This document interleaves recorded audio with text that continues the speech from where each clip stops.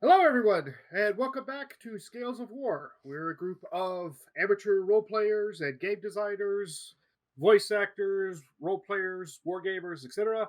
And we are here today to play our modified version of Only War, the tabletop RPG set in the Warhammer 40,000 universe.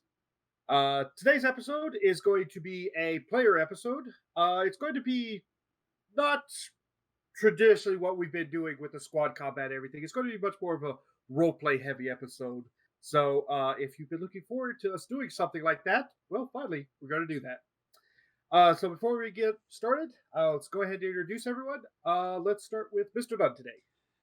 Hey guys, I'm Mr. Nunn, voice actor and a college student who is right now running off of 4 hours of sleep. I am playing the Einherjori. More importantly, heard Skoogie Emblingson, who is currently trying to set up a bunch of drinking right now. So there's that. All right. Next, Rasp. Hi, I'm Rasp, professional roller coaster operator, and I am playing the Maldian regiments, and for this session specifically, our Medicae Evelyn. All right. Dan. Hello, I am Dan. I am, I guess, a quote unquote professional paralegal. And I'm playing the Coloradicus, specifically the crew of Invictus and the Coloradicus fire team that's tagged along. All right. And last but certainly not least, Valis. And that be me, Valus, maker of much home brew, designer of many things. And I represent the Threnos Mobile Task Force Sirens, a very, very special home brew of Mechanicus Organicists. My squad only ever consists of 2 people and everyone they've captured. Which we've seen in the last sessions, but for reiteration, I play 3125 Airs, 7 FFF D4, and 3733 Ely, double knot, double F, double knot. All right, very good. And it kind of just occurred to me that I haven't actually been introducing myself during any of these. Hello, I am Platoon. I am the War Master, which is our term for the Game Master here, and I'm the one running the show. So, yay. All right. So with that, is there anything we need to kind of cover before we get started, or is it just straight into the recap from last time? Recap, and I think like what's happened immediately after. Yeah. Well, yeah, that's going to be part of the recap. It's kind of setting up today. But all right. Actually, yeah, Valis, if you could give us our roll for the day while we're doing the recap. And Why, of course, my friend. Allow me to call upon the gods. oh, Meeting! all right. Yeah. Yep. Yep. Well, it's going to be a lot of parties. Good chance for hedonism. Yeah. Freaking love you, man!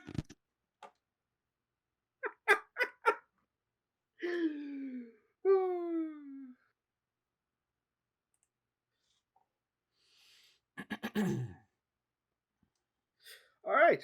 So with that, let's recap what happened last time. So, our intrepid players are all members of the 4th Combined Company, 1st Platoon. They are essentially a group made up of regiments and soldiers from multiple different parts of the Maldine Reclamation Army. So the Maldine system was recently invaded. Well, not really invaded as much as just a giant space hulk just suddenly appeared floating above one of the planets, as space hulks do, and the people who are sent by the Imperial Guard to try and recapture it have been doing a pretty okay job. Definitely got everything well established and are pushing forward against all the different enemy forces that are on the world. Molt Secundus? Yep.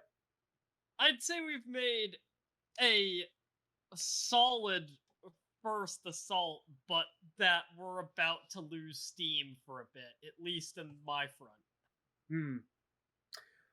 Yeah. Though to be fair, that's kind of how things are going to go. In the grasp is probably massive amount of action than just like 3 or 4 days of just silence, nothing.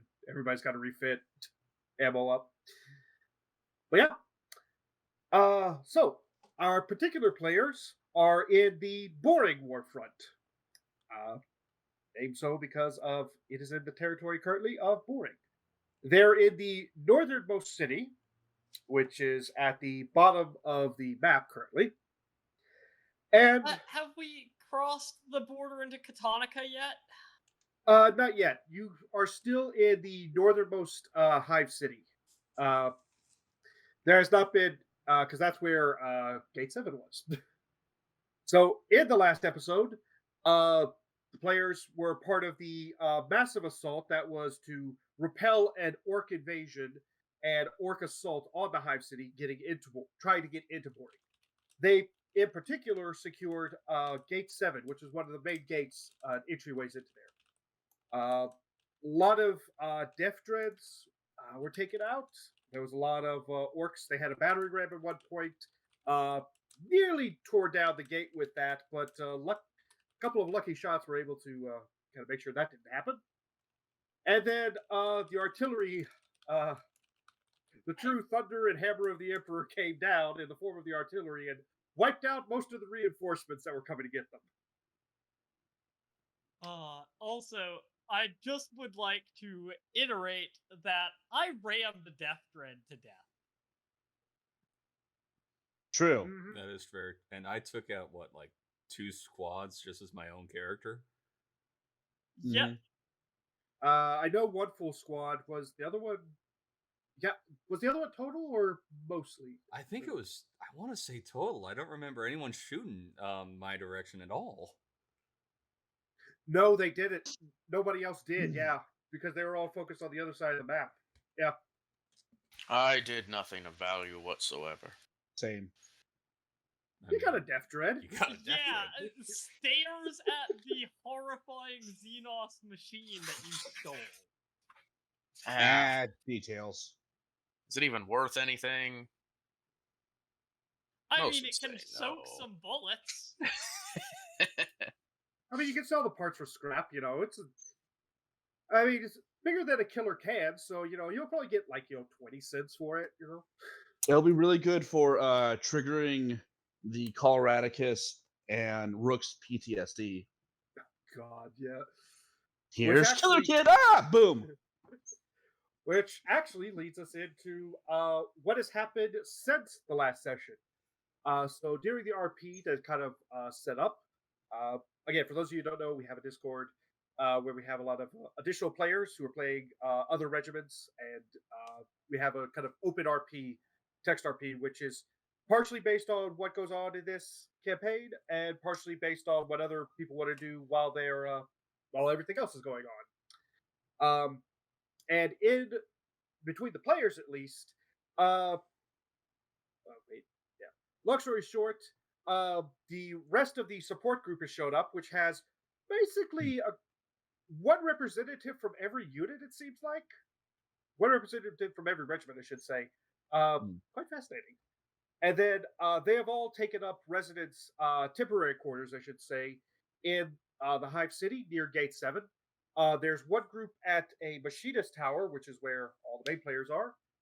We also have another group just down the road from them at double check. I wrote it. You'd think I'd remember.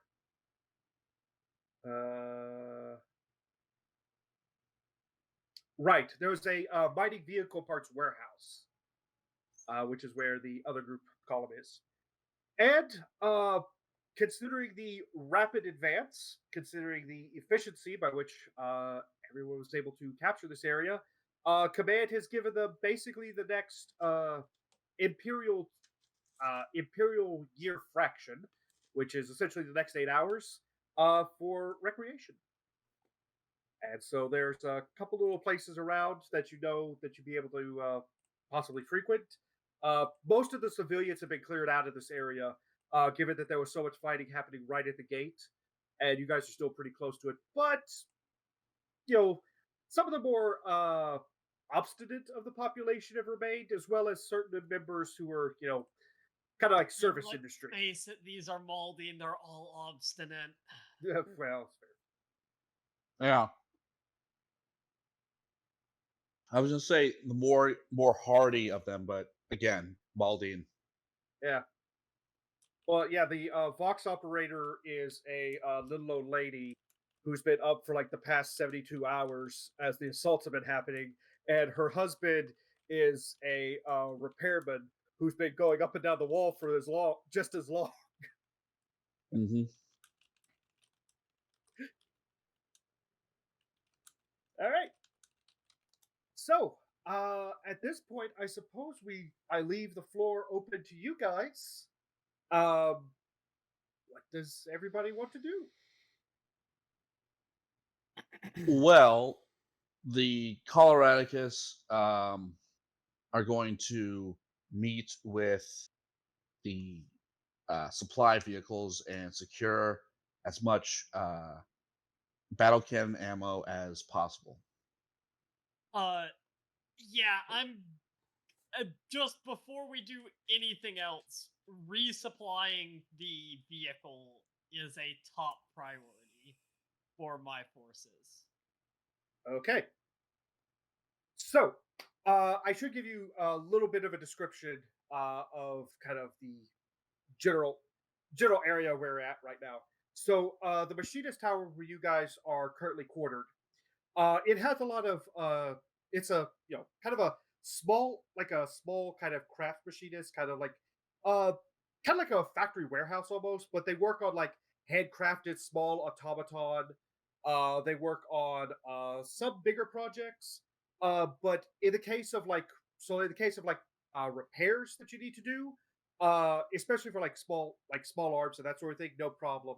Uh, a couple of pieces have been moved in to help you with any vehicle repairs that you need. I know there is a Valkyrie that may need some extensive repairs. By the way, could you Still put us haven't found on that the fuse. last combat map just so we have access to our tokens? Yes, actually, that would be a good idea. Because I didn't want to move you to the actual map for today, but we could do that. Certainly.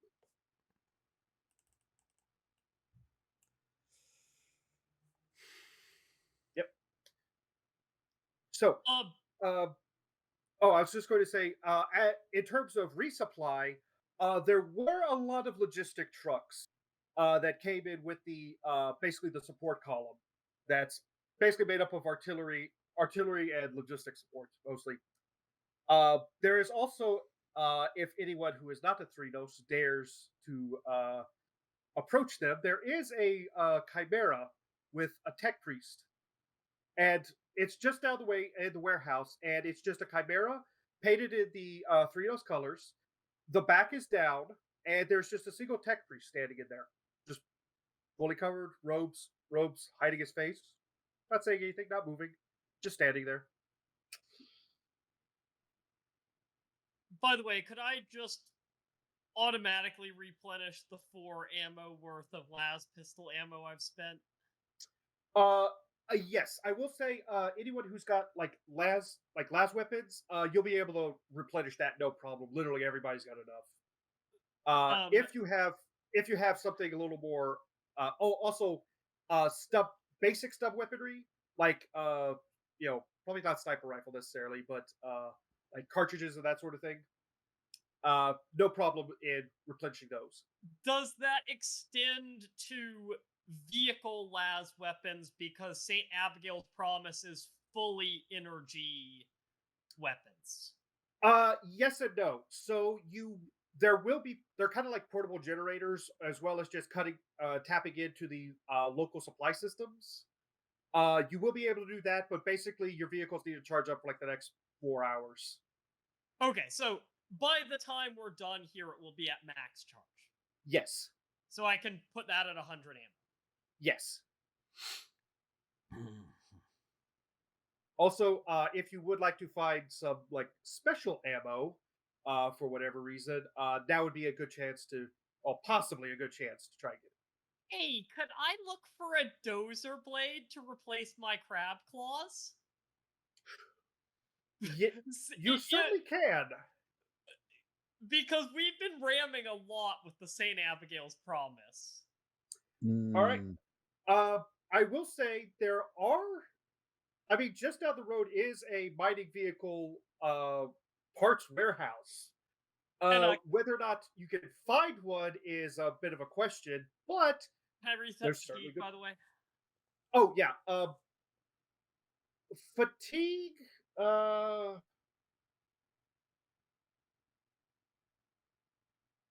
I'm going to say yes. You can reduce fatigue fatigue by 1 for every hour that's passed. I'd say it.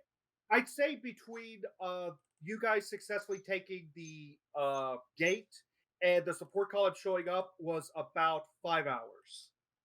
Hey, the Promise crew is almost down from their maxed fatigue. As the session goes on, I'll let you know when you clear out the next fatigue, and pretty soon I think everybody will be able to. I was just wanting Evelyn's fatigue cleared because Evelyn is going to be the one rolling the commerce test to get that dozer blade. Okay. Oh yeah, good question. Would my air cav fire team be awake by this point? Because last player session they completely used their fatigue to the point where they passed out. Yes. So you are able to stand up basically after like 10 minutes, if I recall the passing out for fatigue rules, which normally means if you're in combat and you pass out under the regular system, that's absolutely horrible because that's like 30, 40 turns. In our system, that's still 10 turns, and if you're in an active combat zone, it's a problem. But since you guys are out of combat, basically you wake up no problem, and now it's just slowly clearing the fatigue per hour. So all of them can be reduced by 5. All right. Thank you. Right. Yeah. Other housekeeping stuff that anybody would like to take care of? I would love to find a tow for my Valkyrie by this point. Yeah. Right. A tow. A tow. Oh, a tow. Oh yeah, no. There are 2 atlases that come with the end of the support column. If you have not moved the Valkyrie at that point, one of them will hook up and they'll pull in. Yeah, no, we've not moved the Valkyrie. Well, so just to make this, safe, they also find a massive trailer bed somewhere, and put the Valkyrie on that. So it won't be like you don't trust. Actually, Dan, you and your characters would know this. You don't trust the guys in the veils to properly move the Valkyrie. It's fine. It's not that I don't trust them, or that Mr. Nunn shouldn't trust them. It's just like you don't want the paint scratched any more than it is. Being like dragged on the dirt and on the gate. It's all asphalt and concrete at this point. Yeah. We wouldn't What do you want me to roll for my dozer blade? I assume commerce. Any bonuses or penalties? First off, I want to get a sense of what everybody wants to do right now, and we will get to that. Okay. Yeah. I'm just resupplying for now. Okay. Same. Right. Same. Idhiori, you're moving your Valkyrie in to the Machinist Tower. That's kind of, again, we're just kind of gonna hand wave that part because there's 2 atlases, there's time, no pressure, basically. Okay. Right. I think that's just anything else you would like to do. Actually, let me double check something. I think there might be. I want to double check what I have in my in my home pattern stuff. Hmm.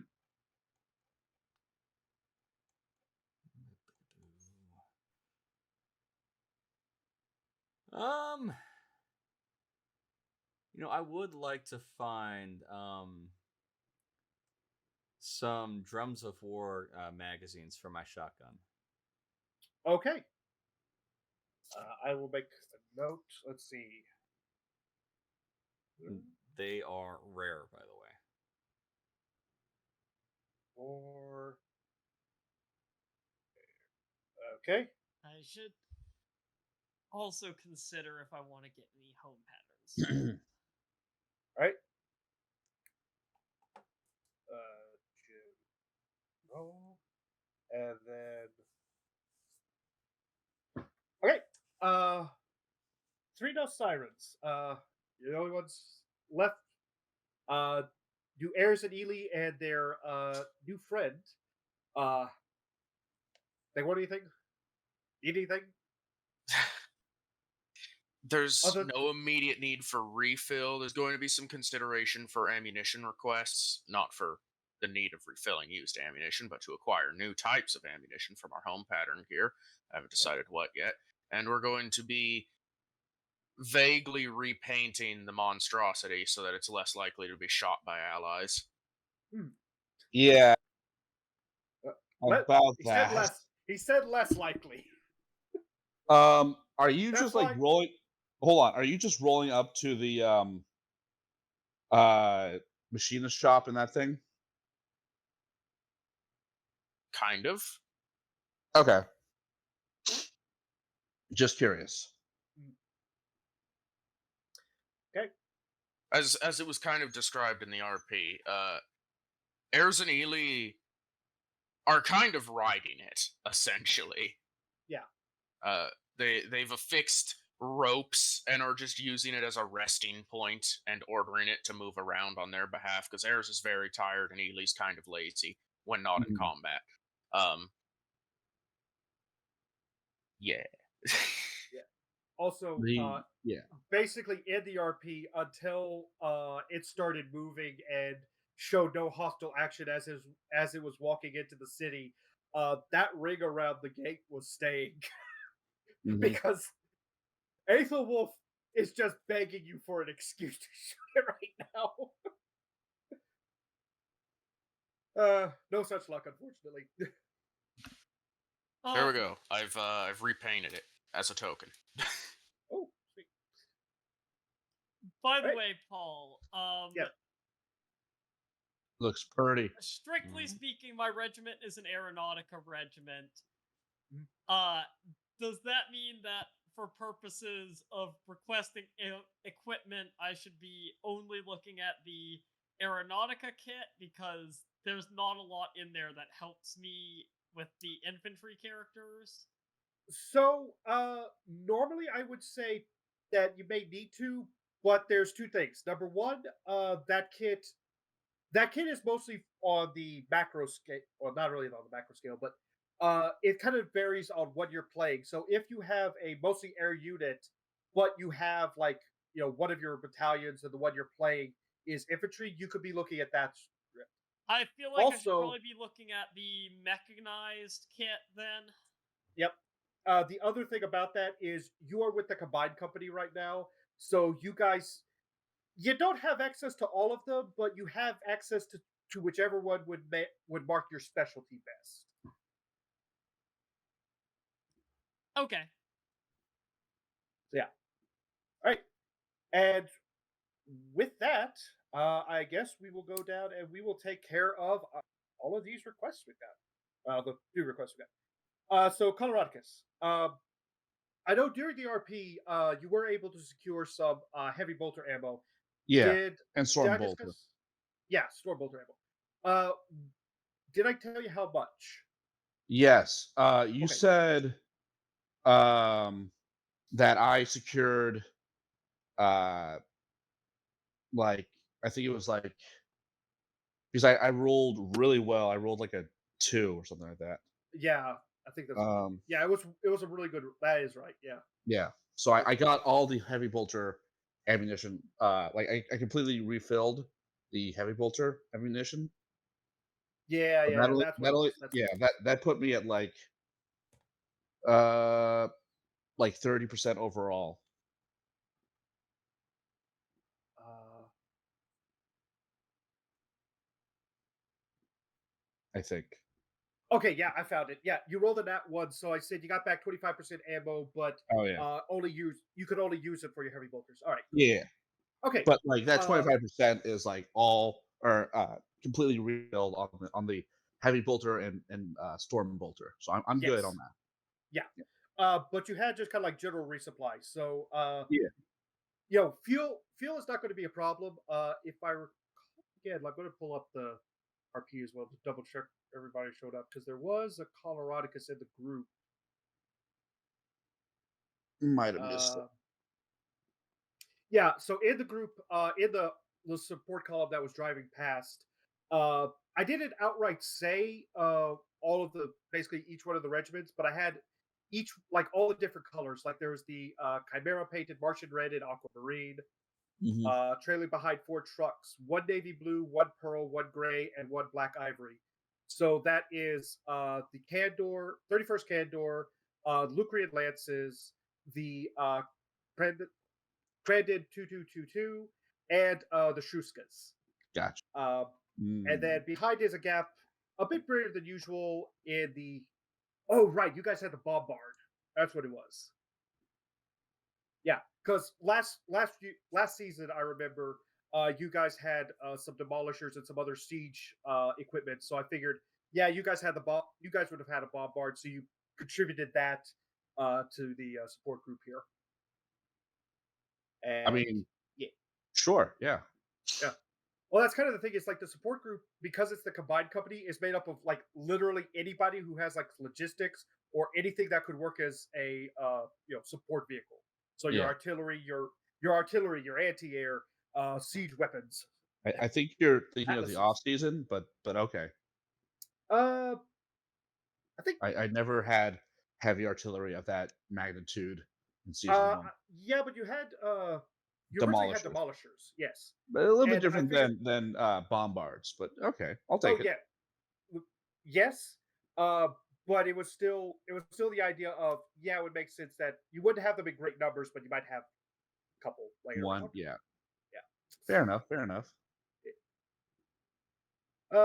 Yeah. So what do I So need to roll to get resupplied? all right. So resupply on like fuel is kind of hand waved away. Yeah, There's plenty of promethium. You're on a mining world. They got something somewhere for you. good. Uh, as for general resupply, I'm going to say yeah, there isn't a specific one for your group, but it's also just you know, pretty standard stuff. So Mhm. let's say commerce plus 30 for general resupply. And General. degrees of success will be important for percentage you get back. All right. Oh, dang. Good. All right. Yay. 6 successes. I'm going to say that is, yes, not a critical. So let's say 60% ammo back. Okay. On top of so that puts me at 85%. Yes. Yeah, that is 60% on top of what you had before. Okay, that's fair. There's going to be some grumbling amongst the Coloradicus that they can't get a full load of ammunition, but is what it is. Well, unfortunately, there was another box that was labeled for it, but you guys opened it and it was heavy bolts, like literal, actual, like screw bolts. Makes sense. Yeah, I was like, oh, wrong kind. Never mind. We're, Okay, we'll use the heavy bolts to repair the tank. you certainly can. Yeah. All right. Let's go to the Adheriori now. Mm. So it's going to be the same thing. Commerce roll plus 30 to repair standard equipment.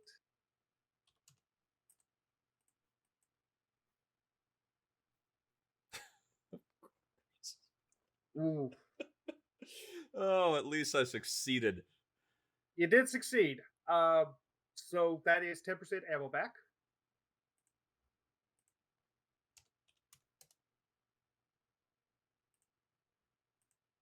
Can I make an argument that since I have like double supplies or 1.5 supplies, it should be 90% ammo back?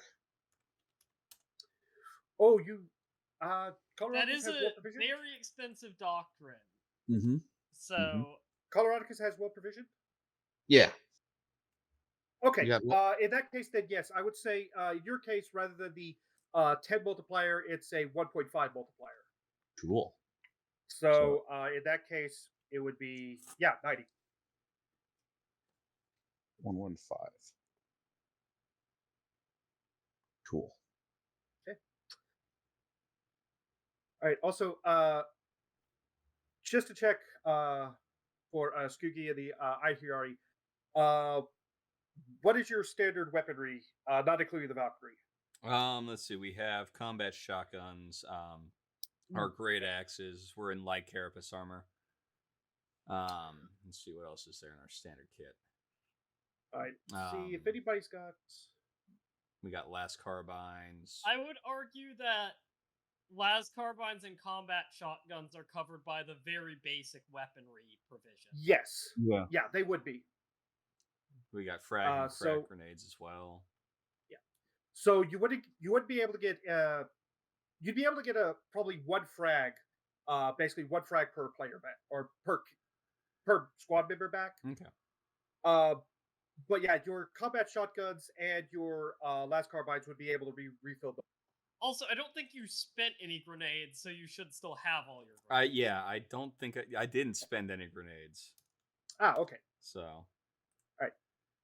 Well, in that case, you should be all good then. Okay. Other than Yeah, the I would say Other than other than the Valkyrie. So in this case, that is for the Valkyrie specifically then, and it gets basically it just gets one back or 10%, 10% of its ammo back. Okay. So you get like one rocket. one rocket, some heavy bolter ammo. Does your Valkyrie have any laser weapons?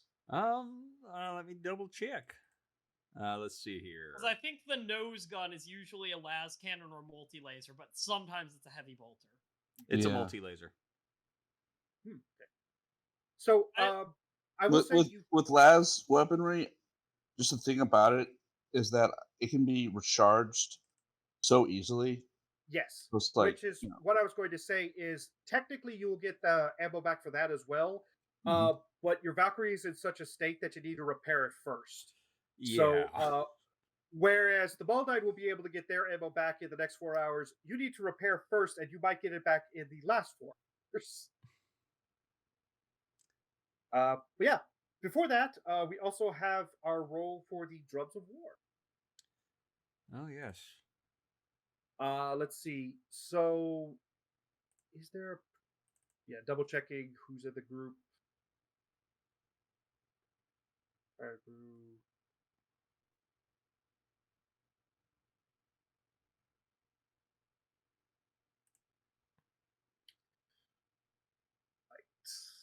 Yeah, there wasn't an Ihirari with the support group. Wasn't Ihirari truck, so you don't get the bonus for that.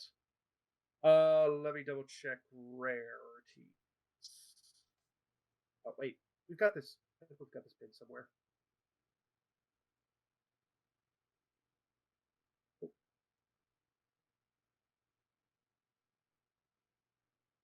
I'm going to just add in the rarity table to the squad v squad document That would be at good. some point, because we refer to it quite a bit for various reasons. Yeah.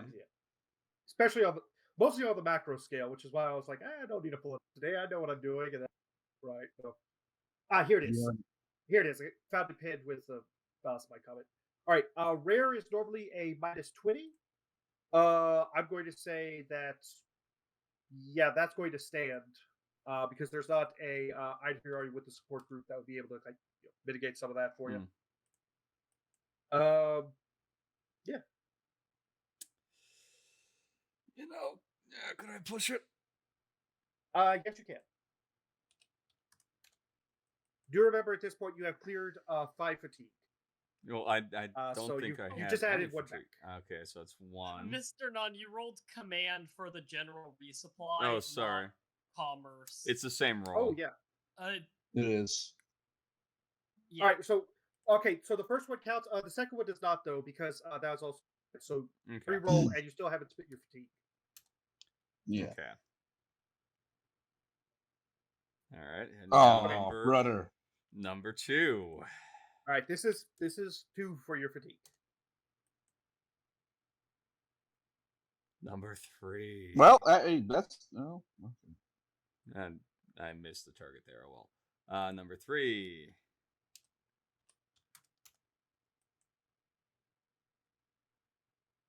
Go number 4, and then I'll call it there. All right. Remember, kids, gambling is bad. Okay. No, I lied. I'm going number 5. Yeah. All right. Man, this really is. Pass out trying to get special issue ammunition. This really is a Oh, hug. okay. Spence. He just argues until he passes out from stress. Okay. I'm going to say that with a 14, that is so close. I'm going to say basically you're finally able to get a requisition form, and you're able to send one back to the ship for actual supply. You will get one. It will just be coming in later. Okay. I like that for 1 degree of failure on commerce. Yeah. Just in general. Can we have that as a general rule for 1 degree of failure on commerce? Less than 1 degree of failure. Yeah. You know what? I'm going to say on the micro scale, yes. On the macro scale, oh yeah. On the macro scale, no. On the macro scale, it's all or nothing. But we're also going to have much lower commerce targets on the micro scale. So a way to offset that with it comes later is fun. All right. So yeah, we will establish that as a rule then on the micro scale. If you have 1 degree of failure, you will get the item. It will just be coming in later. Basically, it's been paperwork. Yeah. Yes. Red tape. No, you placed the order on Amazon, and the drone, they tried to send it up, and it immediately got tangled in the highline wires, got everything, so it'll be a little delayed. All right. The servo drone. We aren't no Tau here. Now I'm just imagining like 4 servo skulls carrying a package between them. I'd say there's a lot of these requests and things going on, and then I don't know how tall is a Def Dread. Let me just get that confirmation. It's pretty good. It's like 9 feet or something, isn't it? No, it's like it's like a good 4 meters tall, I think. Let's see. But yeah. I was picturing about the size of a tank height. Yeah. Extra head on top, basically. Pretty much.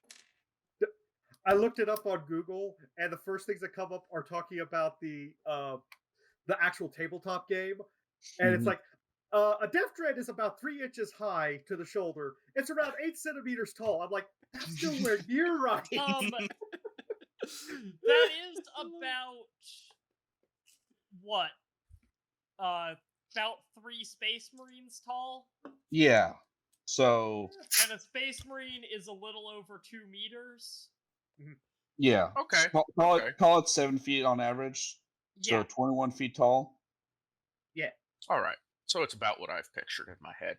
So while everybody is like filling out forms and handing them to logistics troopers and such, what's happening immediately is there's just the two cases open at the feet of this Death Dread, which is just standing there like a statue, no indication of any life or movement in it. Mhm. And there's just an absurd amount of paint being produced. It's the kind of situation in which they take out a really small container and then they like pour it into something else and create a lot of something.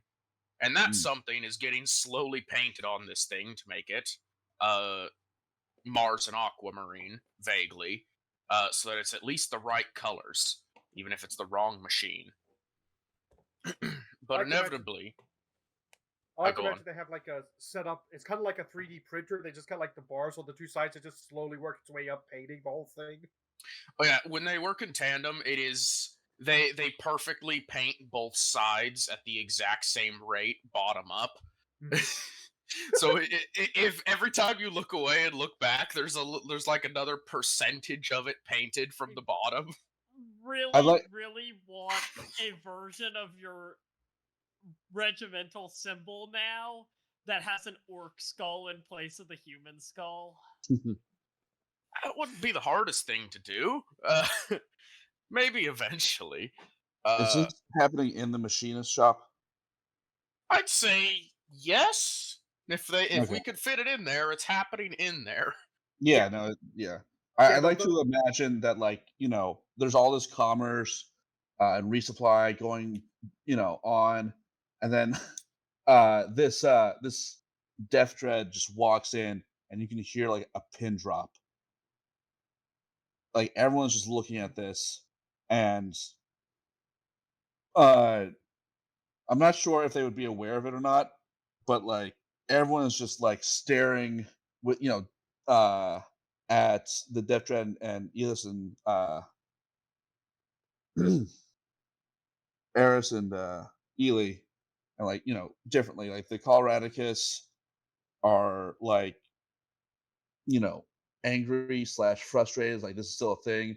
The They're the speaking the Rooks, Coloradician grumble language. yeah, the Rooks are just like offended and just like please give us a reason.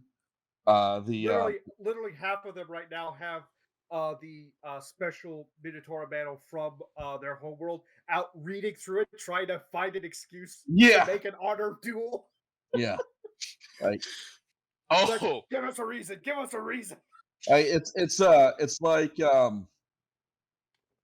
in Suicide Squad when like they're gearing up and Margot Robbie's Harley Quinn like is putting on her clothes.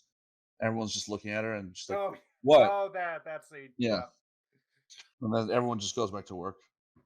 the sirens. I think since there is a task, and the dogma of their following and training and upbringing is you complete task and you complete it efficiently, and nothing else matters but your task. Um, that's most prevalent during downtime for them because they're Yeah, quite flexible in combat. So in downtime, they just become rigidly focused on variety of things and start going through piece by piece what they need to do. And right now, what they need to do is paint this thing so that the allies don't shoot it. So I don't think there's even like an effort or recognition that they have the strange looks or the weirdness. Besides, they've been around the block; they've been part of this regiment for a while. Every allied force reacts the same way to the sirens to the point of it's boring now. mm, that's good lore. Hmm. You can only be like kind of offended at people hating your guts so many times before you grow numb to it. Mm. I guess I don't think it would necessarily. Well, you know what? Actually, I think in some cases it would actually just be hitting your guts, but just like you brought that inside. Right. Yeah, It's kind of an exaggeration and kind of not, where we deeply absolutely. insult almost every standardized Imperial regiment that we Hmm. encounter because, well, of our practices of making the enemy ours. Yeah, it's literally, it's like, we have no problem with you. You're perfectly fine. What is that thing standing next to you? I want to shoot it. Yeah. Hey, That's weird. We got no Fritos, problem with you. what do you Just got shoot there, it. Smoothie?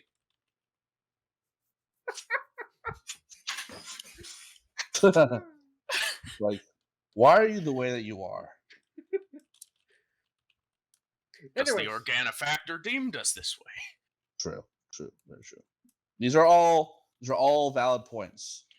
It will inevitably come, though, as they're painting that, roughly an hour of time will have passed of them doing this, in which they will have made a surprisingly extreme amount of progress in that hour, to the point where I guess it's just paint drying nearly. yeah, too close.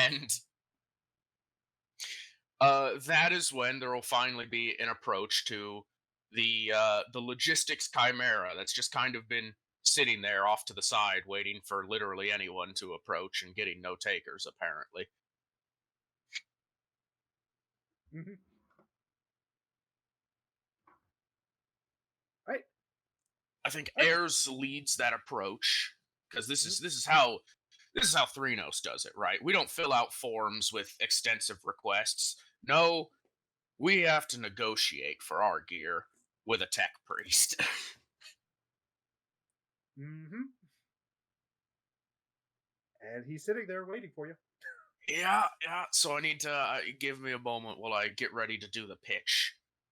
We could cut camera to someone else, but we can recognize that Ayers is currently on approach towards this chimera. All right. So the way we will do that is we will have two groups break away from the machinist tower, and they start walking towards the vehicle group. One of them being the Maldine, trying to look for a bulldozer front. I'm looking for a few things. Like, can I Well, make 3 requests? Yes. We allow up to 3. Okay. I will be but using yeah. all 3 of mine. All right. So basically, sorry, Valis, did you say Ayers or Ely? Ayers is on approach, because Ayers is the he's the pseudo squad leader. They are technically both of equal rank, equal merit, and very equal in a lot of ways. But Ayers is the official squad lead because he's the fully human one. Hmm. All right. So he's walking up, as well as at least Surgeon Evelyn. Taking you one with you. Samuel, the squad leader, and Tabitha as the vehicle crew commander would both be with her. Okay, excellent. So the 4 of you are approaching the warehouse, and it's kind of the same thing as what's happening at the machinist tower. The rooks, some of the rooks that were stationed in there, they're cleaning the basilisks. You've got one of the Atlas with the Valkyran standing in front, looking kind of not sure what to do with themselves. As the Baldine approach, one of them will come up. Do you have a problem with your father? Yes.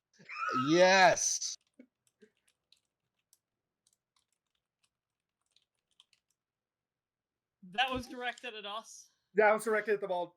Yeah, specifically Evelyn, because she was kind of like in the lead. And basically, you were the first one to show up. Would there have been a briefing passed along from the Maldine to the Maldine? I think it would have. Yeah, that's the question. Yeah, I would. Yeah. No. What it is as soon as it's asked, there's like this pause, and you've got to reach into your pack and pull out this tiny little pamphlet. Mm-hmm. Yeah. Which you need to consult as if it's a translation guide. I imagine that there'd also be a maybe like a Coloradicus like NCO around to like that would be good. Yeah. yeah, like translate kind of. Evelyn would say, well, yes, we do need some slight repairs, but we can handle that ourselves. What I'm looking to do is improve our father's capabilities. Oh, that's good. It's good. We can definitely help you with that. Yes. And basically, they start kind of like showing you around the warehouse. What kind of things were you hoping to put on the father? So, would you like a better knife, a better gun? First up is the dozer blade. Shoes, then. No, that's the Steel track toe- guards, which I'm also going for. Yeah. Although Those the are blade. track cards are also kind of pants because they're going around legs. Yeah, the dozer blade is steel-toed shoes, steel-toed boots. It's like some steel-toed boots, very nice. Yeah, but basically my 3 requisitions are Dozer Blade, Track Guards, and Hunter Killer Missile. I Yeah. imagine there is entirely a little debate between Valkyrans on the merit of, is it pants or is it shoes? And then they have this like conversation that goes back and then- forward. I would point out that they can see the vehicle has actual legs. Yeah. It's like, well, I think normally we would count it as shoes, but in this case, it literally, the father literally has legs. I mean, mini legs. Amazing. Fantastic. It's like, If they four would legs have has an to be better, right? likely one of them is an incisive sibling, Mm. which means that they are someone who has served under an ant. Mhm. So that yeah. one would probably be the one looked to make the call on this, unless there is a present ant. Well, technically there is an ant present, but it's not the kind of ant they want to talk to. In fact, they're staying away from that ant. Yeah. That's a little scurry. They're The scared scary of. ant that no one sits near at the family dinner. Yeah. Yes. In fact, it's you'll come to find out in some way or another that simply painting something in the colors of Threnos is enough to like make Valkyrans go the other way. It's like bug spray. Yeah. So, let's get to some rolls. Yes. For the dozer blade, I'm going to say a dozer blade would be probably common ubiquity. Particularly since there's mining equipment here. And Well, like, that's going to be extra bonus. and so- like, not to mention there's mining equipment here. The mining equipment would probably be designed by for the civilian version of this vehicle. Oh yeah, no, it absolutely would be. Which is why I think normally, just had it a moment ago. Where'd it go? There it is. So yeah, normally I'd say it would be common, which is a +10. But you are in a warehouse for it with who would most likely have this model, I'm going to say. So I'm going to give you an extra +30 for that. So yeah, +40 total. All right, here goes. Holy Oh! feffing shit. I'm glad I had a +40.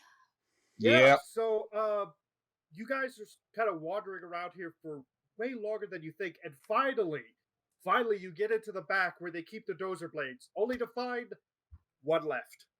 I think it's probably Samuel sent for that. Okay. Because it's not technical enough that it's going to need Tabitha's expertise, and Evelyn's the one who's filling out all the requisition forms. I'll say there are a couple of others back there, but they're all like bent out of shape or they've got some rust on them, need to be repaired. This one is the only good one. Slight retcon, I did send the entire heavy rescue fire team with, because these are heavy things that need strong people to carry them. And that's what the heavy rescue... that's okay. Mother can haul it over for you, no problem. Anyways, next up, track guards. Track guards, all right. I'm going to say, again, those are going to be a little more difficult to find. So I'm going to say scarce normally. But again, you're in a warehouse, and these should be fairly simple to find. So I'll give you a +20. Stepping away just for a moment. All right, so overall +10.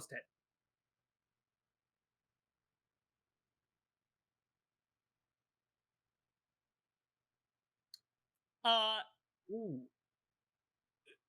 Can I get an additional bonus to finding my hunter killer? I will say either you can do that, or your track guards can have a little extra bonus to them. Ooh, I'll take the extra bonus to them. I can get the hunter killer later. Stuff like that's going to be a one-time opportunity. +1 armor on the sides. Specifically track guards give armor to hits against motive system. Mhm. So, do you want it to be side armor, or do you just want it to be +1 armor against motive system hits? Uh, I will definitely take +1 side armor. It is my weakest Yeah. facing. I'm going to say +1 side armor. It's a crit success. You got the Okay. good stuff.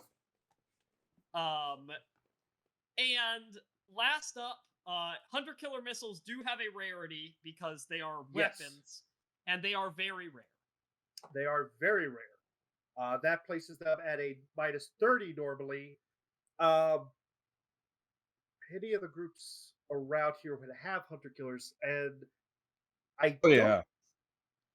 I mean, like, so here's the thing. Eroticus would have them. Mhm. Basically, any regiment with a lot of vehicles would have them. Yeah. And there are quite a few regiments with a lot of Yeah. vehicles. Also, like any of the chimeras would have them. Any of the chimeras. Yeah, I think you put hunter killers on chimeras. They might You be can. mounted with them. Yeah. Yeah, you could. Yeah. I was going to say, like, that's not standard on the chimera, but yeah, it is an option. Yes, you're right. Okay. I'm going to say, because they are kind of, there's a lot of vehicles and there's a chance for it. I will say +10. So overall -20. This is a lot less chance to hit, but I think I just put this as -2. It's a failure anyways. I'm gonna have more time to rest. I'm gonna push this. Okay.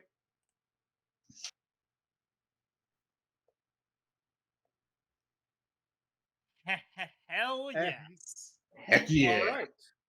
All right. Let's say 2 degrees of success. Not a crit success. It is only a 6 rather than lower. You know what? Yeah, I'll say you get. I'd say you get 4. Well, it is typically single shot anyways. Oh, it is single shot. Okay, yeah, that's right. So yeah, So yeah, just say that they got a launcher with a shot in it and 1 reload. yes. So you got 2 missiles. Uh-huh. And I have more things I want to deck my vehicle out with, but that's my 3 requisitions for this time. Yep. All right. Now you got to install them. Okay. All right. So, as the Maldine are being led around by a Valkyrian talking in very familial terms, there are a couple of the rooks who are on this side who, at one point, someone may have a question, and the rook will be like, "Yeah, no, this is what they actually mean," and then they kind of have this moment of where they like look in horror, like the 1,000-yard stare, at like, "Oh dear God, did I literally just translate that just off the hand like that?" And then they just go back to work. Mhm. There's just this sheer moment of terror. Like, oh God, I can speak their language. Yeah. Well, anyways, Same with the Coloradicus. all right. So, I think there's the a best siren. bit of all of that is when people are translating for the Valkyrans, the sirens get the closest to smiling they ever have. It totally freaks out the Valkyrans. Oh yeah, the Valkyrans are always terrified of it, but that's the whole thing of it. It's a merit of the quality of their work that it's infectious. And everyone else is like Terrifying. completely unaware of this. Pretty much, yeah. Yeah. It's Yeah, just literally all the other regiments that are there are just like, why are you talking so weird? Hmm. I mean, even for you guys, this is very weird.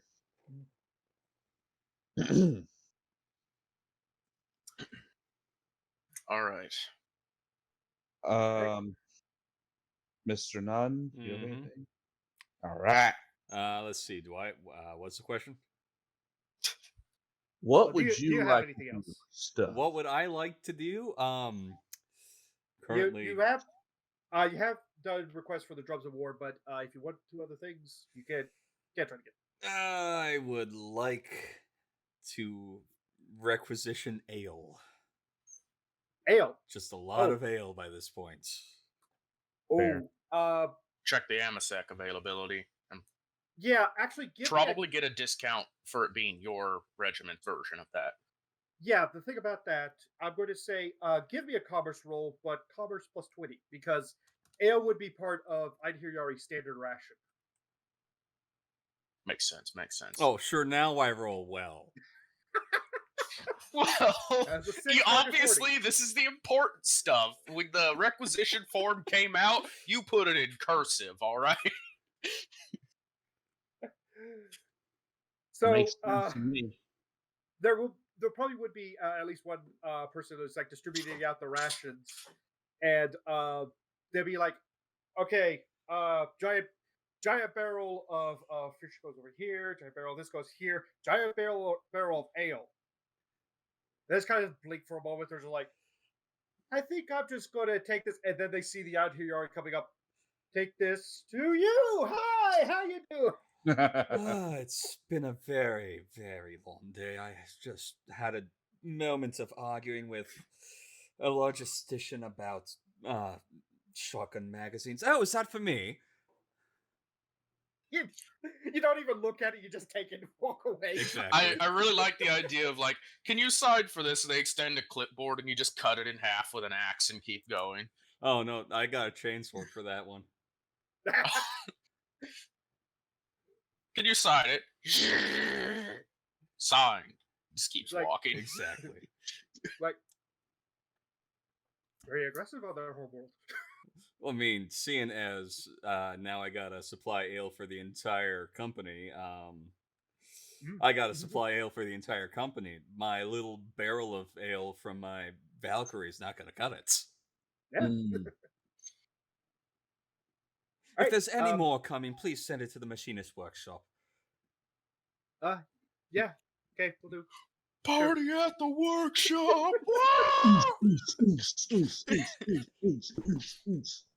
Alright.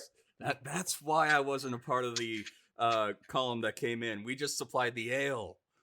Ah.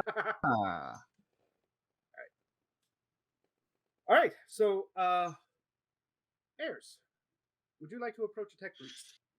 Yes. As all of the other things are going on in this space, Ayers just approaches the tech priest silently, because sirens very rarely make noise unless they want to. And there's probably that a moment where they both just stand there in dead silence, exchanging probably exchanging the sign of the cog, and then neither speaks first for like a good 30 seconds. Mhm. Because there's a error of protocol in this sense, because the engine seer, or the tech priest in this case, the venerable logistician, is rightly supposed to be addressed first by the sirens, but at the same time, the venerable logistician has a duty to make the first offer that he is available to be conversed with.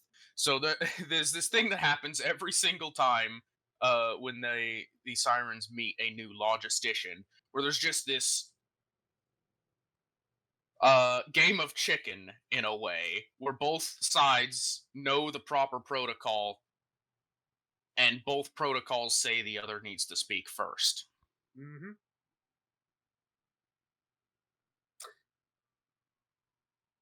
Well, in this case, the venerable logistician isn't going to say anything because y'all already met outside the gate. That was Ely, though. True. Mm. But you So still, that Opposed willpower. you know what? Yeah. All right. Yeah. I don't have a sheet. I don't have a sheet for this guy, so I'm just going to roll. Just use the D100 and set the willpower. Yeah.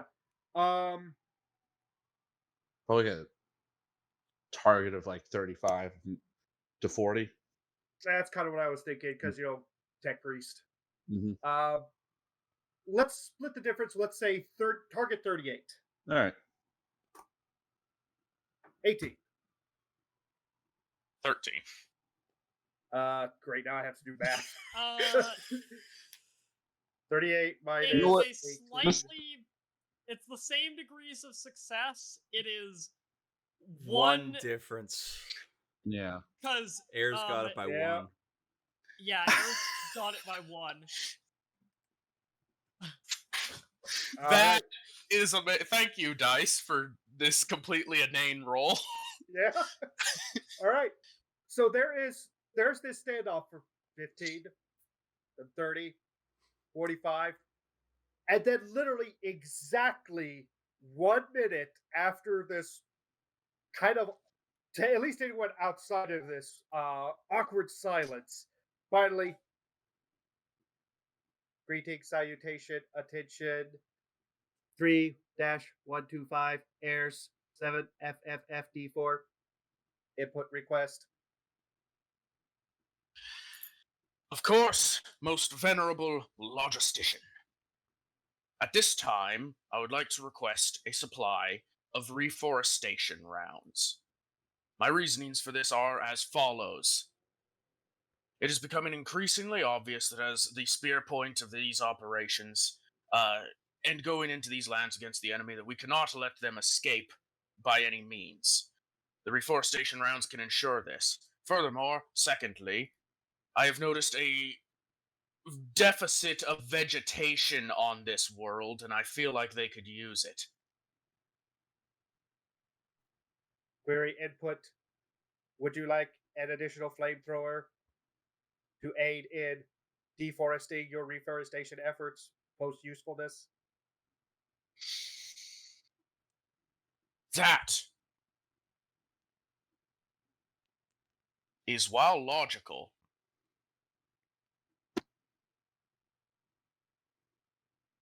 uncertain. Here's your Because- tree seeds. Have a complimentary flamethrower. Yep, God, I gotta go to this Ace Hardware. make sure it's filled with the mustard, or not the mustard, the Agent Orange. Oh. It works the best. I think the issue is some planets that they use this on, they are actually like there's no issue afterward, and some that they use it on, there is issue afterward. So it's a moment of has Syntagmatarchus made a call on if the trees need to be removed or not? I'm gonna go out on a limb and say that the trees here would be self-removing. There's a reason this planet does not have an abundance of vegetation. Yeah, so what the Except tech priest is going to say is that I forget, what is the title of your kernel again? Syntagmatarchus onto on. Syntag. Yeah, That's what it is. Syntag.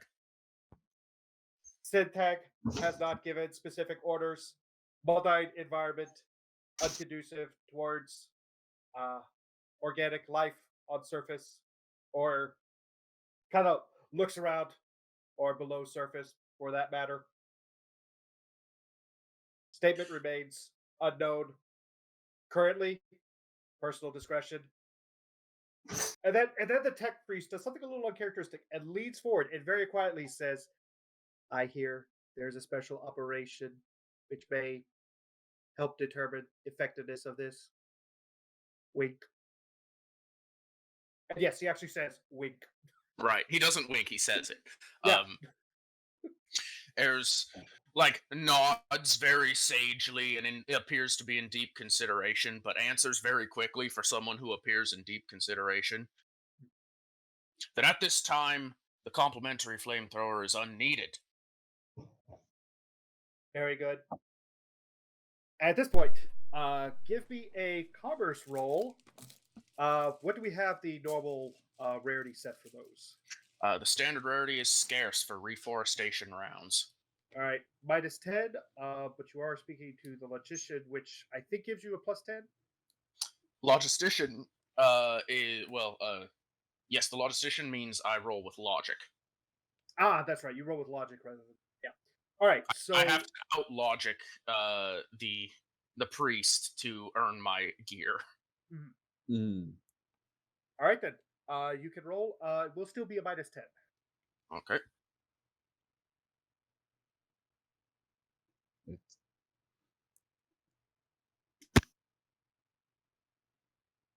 So the prince does quite an amazing maneuver because his feet has not moved at any point. He leads forward and then he leads back. He leads at kind of like the Michael Jackson lead, where he like leads forward, do the exact same thing but backwards. And he just leads back, leads back, leads back, and just pulls out a cartridge, brings it up, brings it forward. All right. The the important thing to note about these rounds, which they're not a clip. Obviously, we use stub revolvers in the three Mhm, house, so they are a bunch of shells or mhm. cartridges in this case. Yes, that are not in. They're not even in a speed loader. They're meant to be loaded one at a time for special cases. Yep. So I imagine they come on like a strap of sorts, Uh, and so I was similar.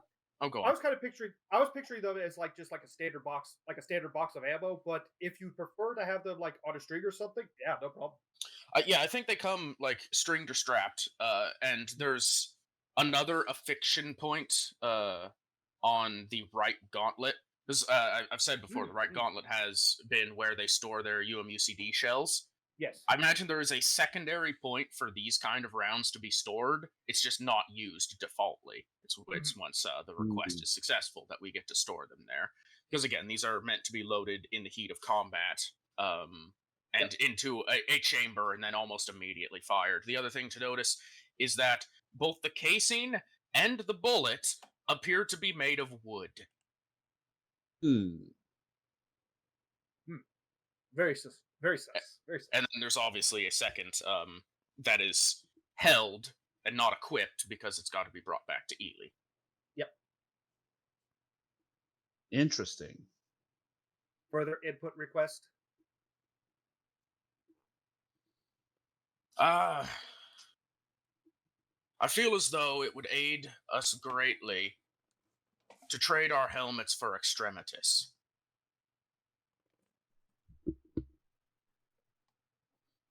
There's kind of a moment where again the tech priest kind of leans back a little bit, kind of surprised by that. Remind remind your war master, extremitus, and tell Uh, the audience for that matter. yes, extremitis armor is the custom equipment, the custom armor that the sirens can have access to. It actually is no better than the armor they normally wear, except it also removes head armor. It's not wearable with head armor. The exact reason why I haven't determined.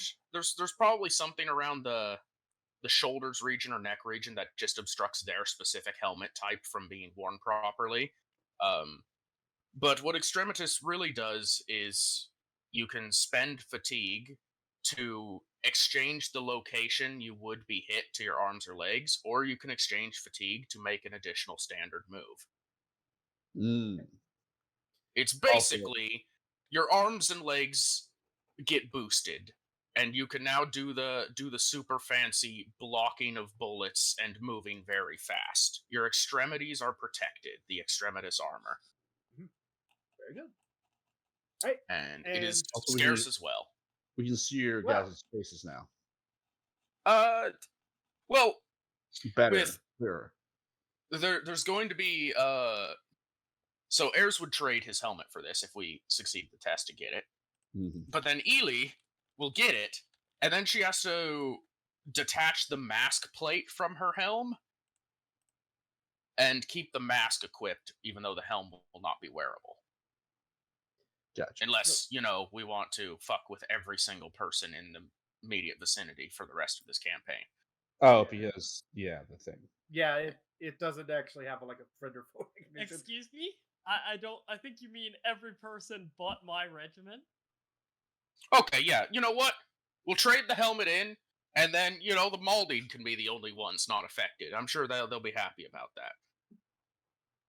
Anyways, Oh, with the seduction test. Yeah. yes. I'd The say I'd argue the Coloradicus, but that is for a different time. so the tech priest is going to kind of lean back a little bit, and he's going to say, "Query: how often have you been hit so far?" Not yet. Secondary query: then why would you need the exterminus armor? To Or run exterminus- down sorry, the sorry, enemy exterminus. with greater efficiency, of course.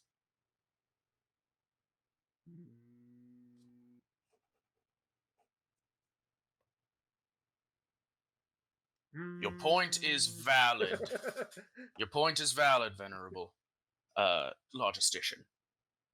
I cannot dispute the fact. I have not been hit. Therefore, I may not yet need the extremities. there is a bit of a processing sound. Again, very weird to anybody who isn't a three dose who's listening to this, because the tech priest is making computer sounds with his very clearly organic throat. Yes, our tech priests are not techie whatsoever. Yeah, no, it's literally for everybody else. It's just a dude in robes. uh, but yeah, there I is mean, this kind I of figure they've got to have some kind of freaky biomechadendrites, right? like you can't see them right now. You don't see the freaky spider leg that he's technically got behind him. You know, that's nothing. But yeah, I think what happens then is, as there's this processing, Ayers holds up his hand in like a very gentle like stop symbology and says, "I yield my requisition. Counter requisition, however, I would like to arm the what did I call them? One sec. I would like to request armament of our siren barbs."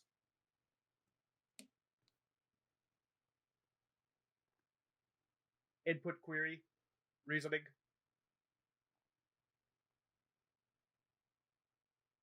Let's see. The important bit is self-defense in case of disarmament.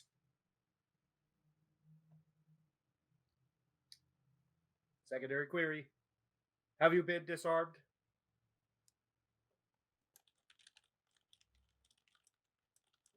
Presently, within this war front, I have not yet been disarmed. However, the the fungal incursion that we face is very prone to strength in melee combat. And in the event I am outclassed in strength, a backup is reasonable.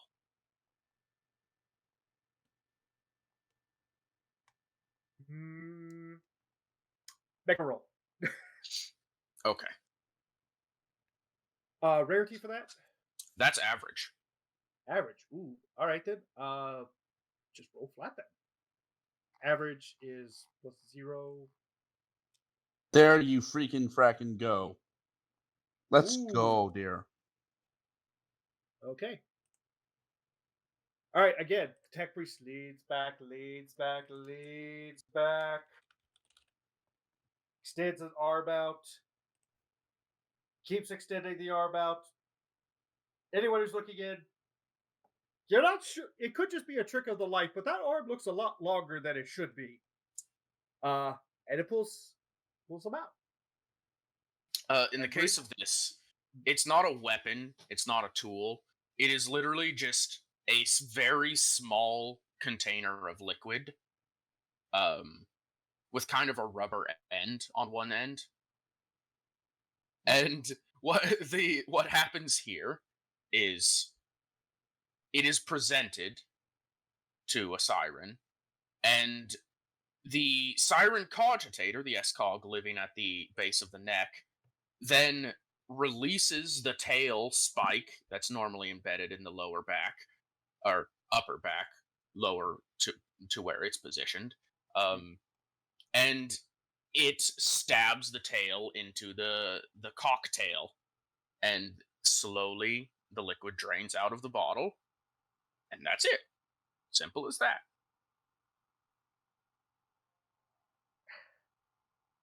He's fun. The little scorpion stinger is primed to. Now, obviously, the tail stabs back into the siren, but the thing is, it's a venom injection system on command, not on sting. Mm-hmm. Is the important bit for how these SCOGs work. And then obviously there would be another for there would be another for Ely, and then with this roll, I guess there would be a spare or two, perhaps. Yeah, with a crit success, Ayers and Ely get an extra one. Wonderful. So you got four between you, presumably splitting it up 2 and 2. All right. So the thing about these is obviously you cannot reload them in combat. They're one-time use. But they're pseudo like a free hit in a way, right? Because it's the SCOG that makes the attack. Yeah. Pray we don't need to use them though, because that would incur synaptic static, and that's not a fun condition. Mm. No, that's bad. That's very bad. That's bad. That's bad. That's really, really bad. Final input request.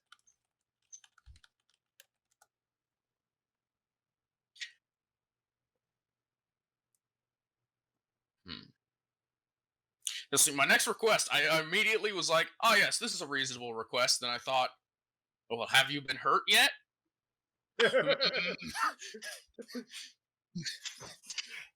These are all so far preventative requests, not reactive requests. Mm-hmm. Mm-hmm.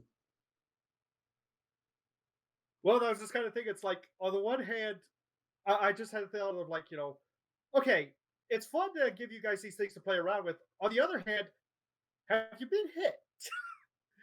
Is there a reason you need this? Is Tech Breeze going to hand something like that over so easily? The next would be a request of service, not a request of supply. He leans forward a little bit. So this next bit is something that Ayers and Ely cannot do for themselves because conflict of interest, generally, and that is the harvest of Siren's blood,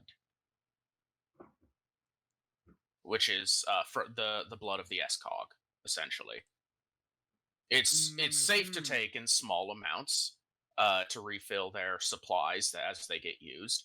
There's generally not an issue normally in the requisition of such an act. The only issue is you do have to get it out of them, and the SCOGs aren't very fond of the procedure, and they kind of do have a control over the host too. So there's usually a brief altercation every time it happens, in which that is probably the biggest sticking point for any biologist, logistician, tech priest, or unwitting random ally who's been handed a syringe, is the fact that there's usually a very short combat encounter in exchange for this procedure. But like, on the plus side, like literally nothing bad has happened this entire campaign with Siren's blood. Like Nope. at all. Yeah. No, it served its purpose every time. Mm-hmm. Nothing Yeah, weird ever.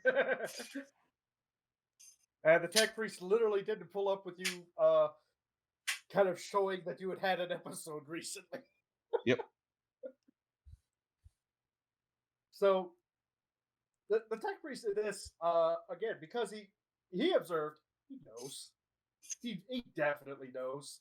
And it's not like we're out yet either. We've just used a healthy supply. More so, Ely's supply has been used by someone. Uh-huh. No one needs to know about the pilot. By the way, the pilot is, I think, still strapped in the Valkyrie, unconscious right now. Yeah. They are, yeah. Former pilot, I should say. We still haven't gotten around to programming that one. We'll do it eventually. Like, Query: what happened to your previous supplies?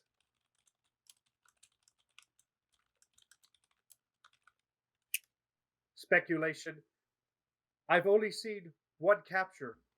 You have no other captures. Conflict of regimental culture occurred. Cut to Evelyn walking back to the mechanist shop, whistling innocently.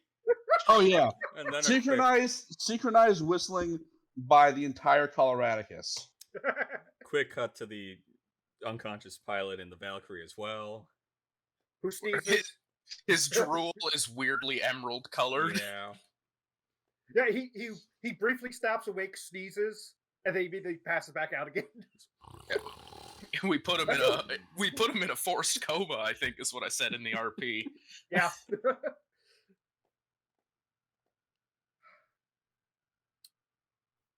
Query: at this saying this, the tech priest does kind of raise a hand, just kind of rubs forehead a bit.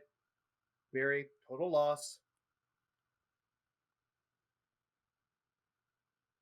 Query total loss is the Yeah, it's basically saying, all right, how many? In basic terms, how many did they shoot?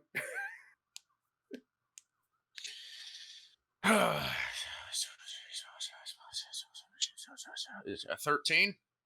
13. Yeah, I think that's right. Mhm. Like,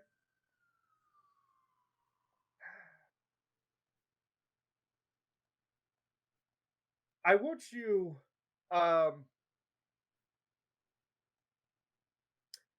make a deception roll, Oh god. and the tech priest is going to make a scrutiny roll. Would you say this is an intelligent deception and not a fellowship deception? I'd say that could be allowed, yeah. Okay. That makes it a little bit better. Yeah. So the one thing about this is you are telling the truth with this, but he's basically looking into your eyes right now, very romantically under the moonlight. No, he's looking into Eric's eyes 69. and trying to determine, is that all, or is there something else that you want a resupply for? I think that, so we've only talked about the lost troops, which Yes. there's kind of a now. Not everybody understands what the siren blood is for. Even in the sirens, only the sirens who are trained to use it properly tend to know all of its uses and merits. Yeah. The tech priests know plenty, of course.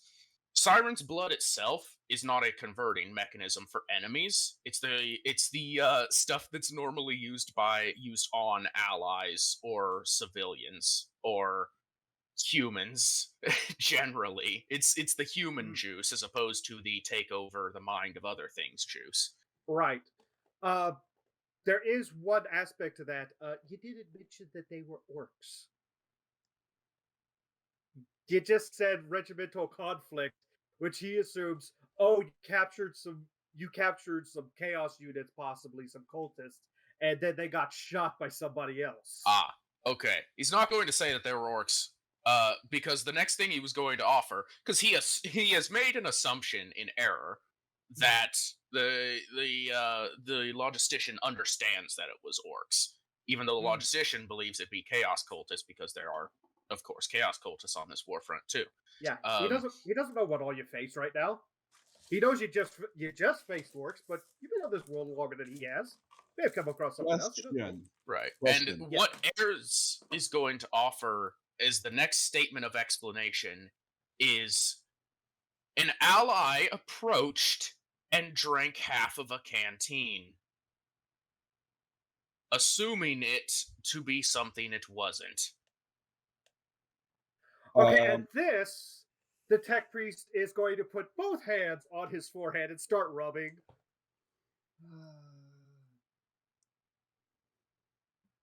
Question. Yes.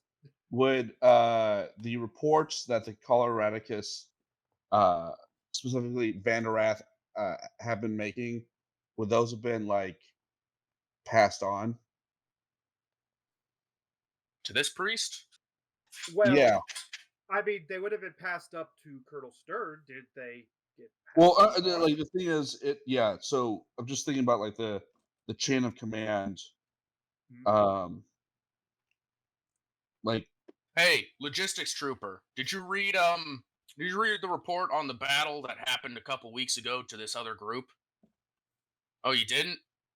ah, Oh, why yeah, is that? Why haven't you read every single battle report on this entire warfront, logistics soldier? fair point. So the other thing about it is, yeah, the the reports would have been going to Colonel Stern because you are Coloradicus. They would have also been going directly to Ivanova. Uh, Whether or not they have been distributed out further, they're Mhm. kind of in the process of being distributed out. We're still figuring Yeah. out how So to handle the cultural Yeah. clash that this is. I yeah, think. this is much.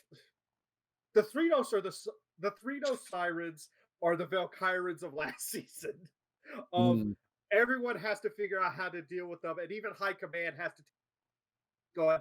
Okay, what are all the actual points of conflict? How do we smooth this over? Oh dear God, police commissars, do not start allowing people to get shot. I think the big difference for Ivanova and her staff is all she had to do was ask the Valkyrans nicely for something, and they immediately obeyed.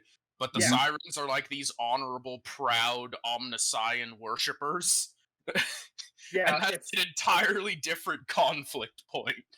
yeah. Yeah. So Mhm. yes, with that, the tech priest is rubbing both hands on his forehead. Again, I am still going to request the deception roll, Okay, uh, but you are telling truth with this. So I'm going to be nice and say plus 20. Deception by omission. Yeah, Mhm. but you're not lying. That like, yeah, no, we had an ally accidentally drink half of a canteen because they thought it was they thought it was something else. Oh, and like, only so I you got think one it death will dread. You got also other be stuff, right? further.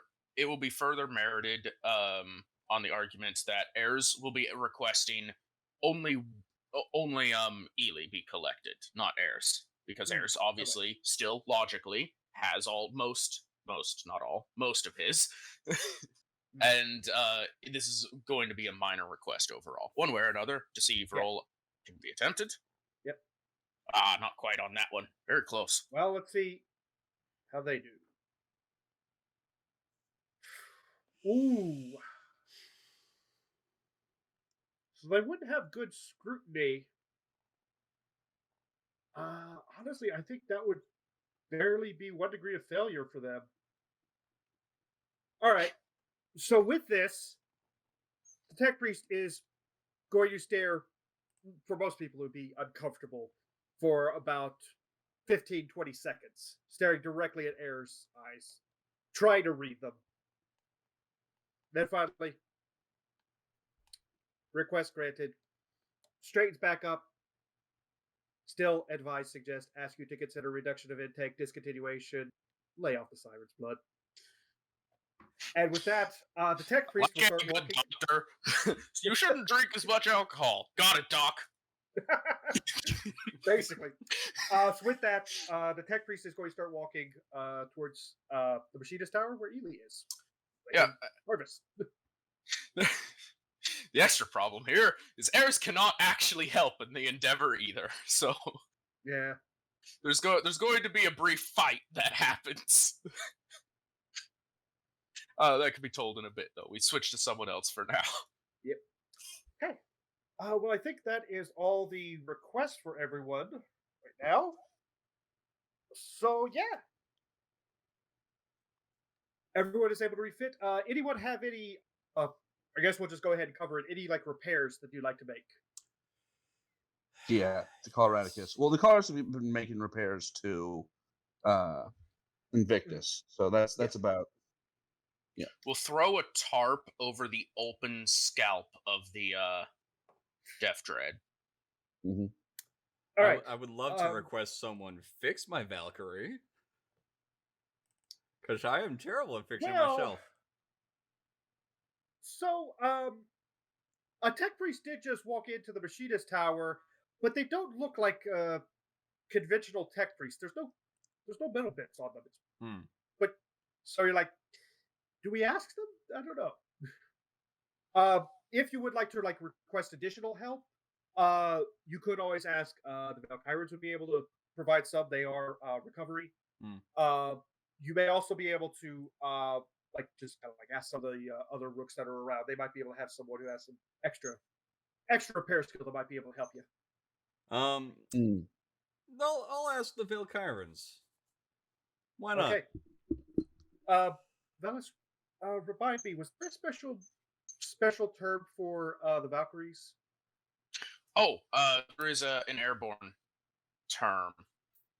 It is a prefix that is then added to the proper term, so it would be Valkyrie is considered a transport, so it would be a mother, except it would be angelic for flight bound. Angelic Mother. All right, so we have this Viking approach in this case, repainted blue because rooks and Sephiroths. But they still have they do still have the masks. But they would say, "Oh, your angelic mother is having problems.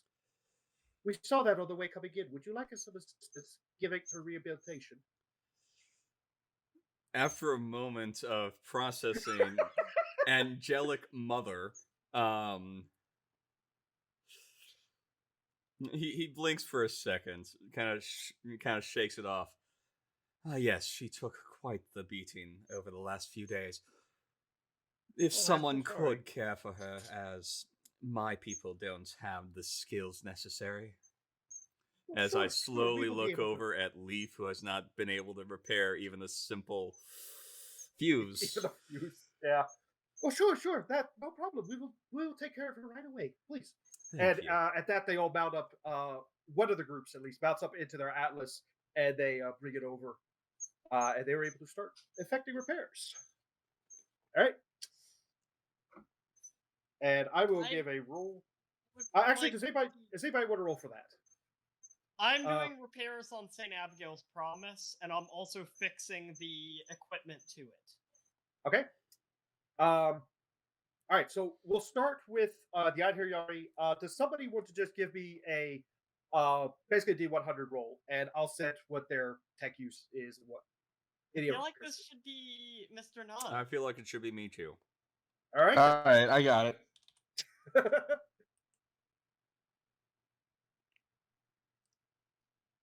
41. All right. I'd say they do have the sacred tools, so that would be plus 10. They normally, this is recovery, so they'd have good intelligence. So And it's in a machine shop, right? yes. Yeah. So I will say that is, I'll say target 80. So that is 3 or 4 degrees of success. It's 39. So 3.9. Yes. 3.9. Yeah. So we'll round that up. Say 4 degrees of success. Okay. So with that, the fuse is replaced in like 10 seconds. Literally wasn't a problem. So sorry, man. It takes very small hands to get behind that fuel line, you know. Yeah, that's true. Mm-hmm. You have the big, thick, calloused hands. You know, we're doing lots of manual labor, not the delicate hands of repair work. Or a pilot, you know. Yeah, that's true. You have someone who could do it, but they're currently unconscious in the back. That's true, and the co-pilot couldn't figure it out for the life of him. All right. So with that, let's see. Valkyrie was down to like 1 HP. It is on 1 HP, yes. Yeah. What is the total for it again? Let's see. What do we come up with? 40. Yeah. 40. All right. I'll say 4 degrees of success. I'll say that's 10 points back. Okay. Ooh, that's a good question. That's a good question, Rasp. I don't know. It puts it on like 11 Yes. overall. Yes. Yep. All right. So with that, Rasp, you want to effect some repairs on St. Abigail's Promise? Yes. That will be a tech use. And this is going to be the heavy rescue fire team at first to give Evelyn and the Promise crew time to get rid of their fatigue. Okay. Mhm. I would say because you are in the machinist shop, but you are working on a vehicle, you only get a +10. And then if you have anything else like sacred tools and that sort of thing, I don't. I should probably requisition some at some point, but I thought it was better to get the vehicle upgrades in first. fair. All right. So that's overall tech use +10.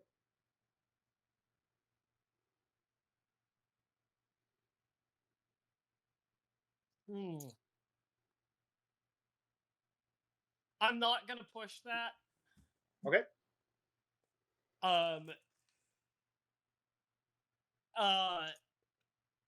So how many can I also attempt to attach the stuff to it?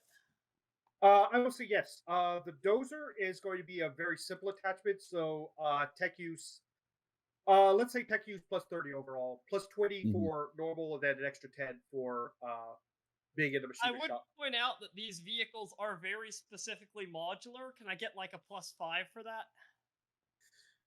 Actually, yeah, that's a good point. We'll make it +40 overall. Hmm. Because this is literally one of the things that's very common to exchange out anyway. Yeah. All right, yeah. Right. The Hammer's leg done, yours is next. armor is not as modular. Yeah. But the dozer blade is designed to just take off the crab claws, put the dozer blade on seamlessly.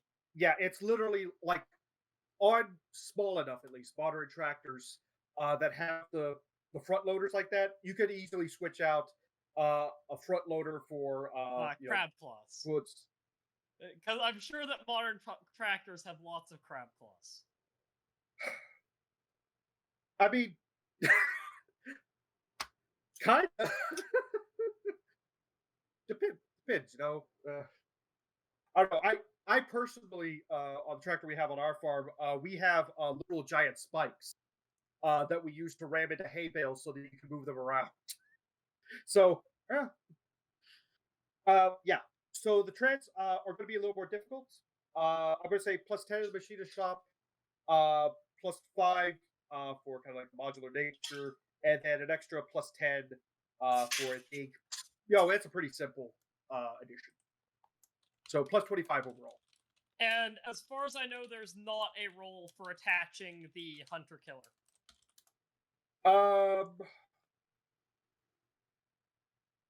That's a good question. So the hunter killers are one of the normal things you can exchange out for the weapons, right? It's an additional weapon. Okay. I'm going to say yeah. There will still be a test because it would be. It's kind of like installing the sponsored guns onto a tank. So I will say that there's still going to be a tech use roll for it, but it's going to be another +40. It's like set up really. It's meant for this to happen. Yeah. Exactly, but did you actually properly align it, or did you get it stuck in one position? It would have been really nice if I had rolled the 13, 23, or 11 on that repair roll. Yeah. Alas. Oh well. Hey, at least it's fully upgraded. Mm-hmm. I mean, it's for now fully upgraded. I have more upgrades I want later. All right. Coloradicus. Just Repair. General repairs, right? Yeah. All right. So +10 in the machinist shop, and then any other bonus? The Valkyran. Okay. If you would like a Valkyran, Well, because we've been working with them for like months. Yes. Oh, right. Right. You don't have a. Do you have a Valkyran in your squad? No. The Valkyran who the ones that are with the column, yeah. Because there's actually a second group of Valkyrans who can help you with that. So if you request their help, and you don't even have to make a roll for it. It's literally just ask like, "Hey, Yeah. hey, help us," and they literally just follow you. Yeah. Velkyrans are kind of like differently colored Pokemon at this point. A Basically. normal Velkyran Pokemon? is white, Mm. but everybody who gets a Velkyran immediately makes them change the color to match their regiment. hmm Ah, yes, it's the Look at my EVs shiny- of our only war campaign. So yeah. Look at my shiny Valkyrie. I got it in Sapphire. Mm. I got mine in Ruby. I got mine in white. Oh, you have the classic.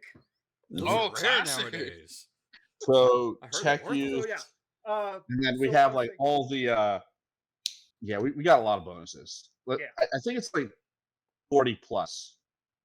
So Machina Shop is definitely a +10. Valkyrie Help is going to be another +10. We got anointed toolkit. Yep. Like what else do we have? We Anoint- got it's like anointed toolkit. I was thinking Yeah. sacred. It's sacred ungulates anointed toolkit. Yeah. we also got it's not that badly damaged. Hmm. We got Auspex. So I guess we can like and MIU, so we can like communicate with the machine spirit. I'd say the MIU will actually give an extra +10 for Okay. diagnostics. Yeah, I'm going to say the Auspex not really much of a help. not the Auspex, yeah. But I think that's 40. Yes, that's a +40 right now. All right. Okay. Hmm. Would you like to push? Eh, All right. yes. Don't make me regret. All right. How damaged is the tank right now?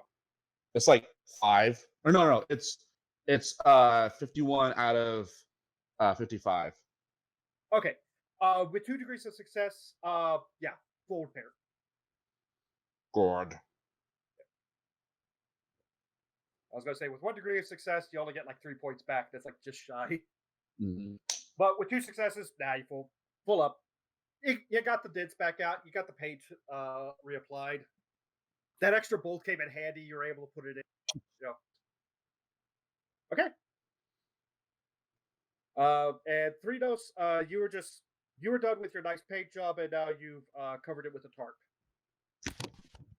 Somewhere in the background of all of this other machine work going on, there is currently what amounts to a fist fight between a tech priest and a siren. And the priest is actually better. Mm-hmm.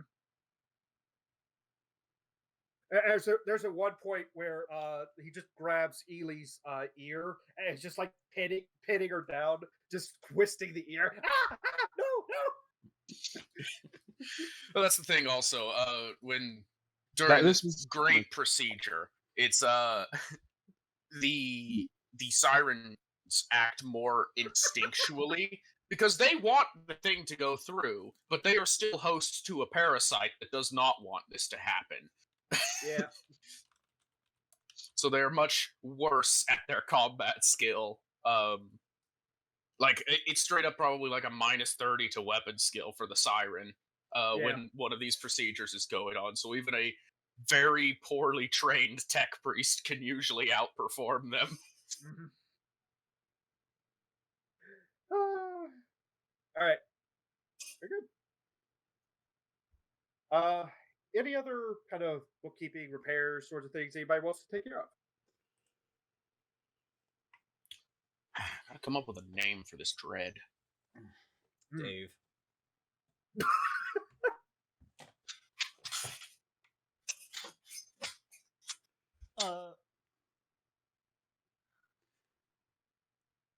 Other than I further assume- repairs on mine, I'd say no. I'd assume at this point that another hour has passed and I can Yes. clear down fatigue again. Yes. At this point, definitely an hour has passed. Actually, we will say At this point, 2 hours have passed. Anyone who took fatigue during this session may lower it back down by 1. Gotcha. So if you took 2 fatigue, you still have 1 fatigue. And if you did build up any fatigue If during you this session took so far, 5 fatigue, you I'm still down have at 4. 4. you Yes. still have 4. Yeah. Yeah. I didn't want to call anybody out specifically. Look, I'm the one supplying the ale here, so True. Oh, so you brought the punch bowl, eh? I did, and I spiked it too. Oh, Oh, God. beat me to it. Okay. I wanted to make everyone do the thriller.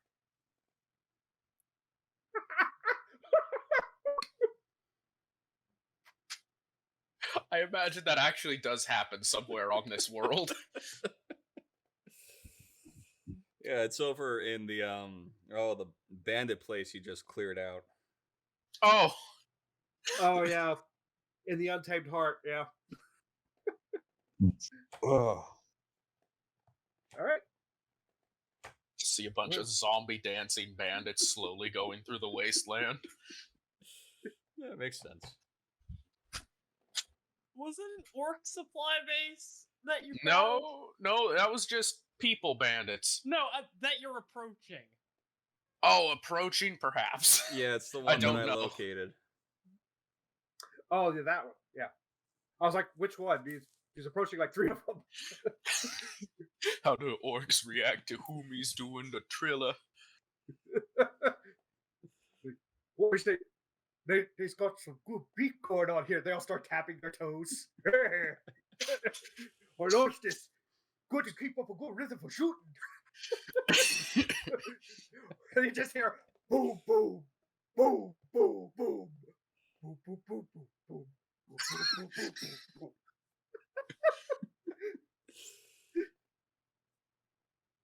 Couple of grenades.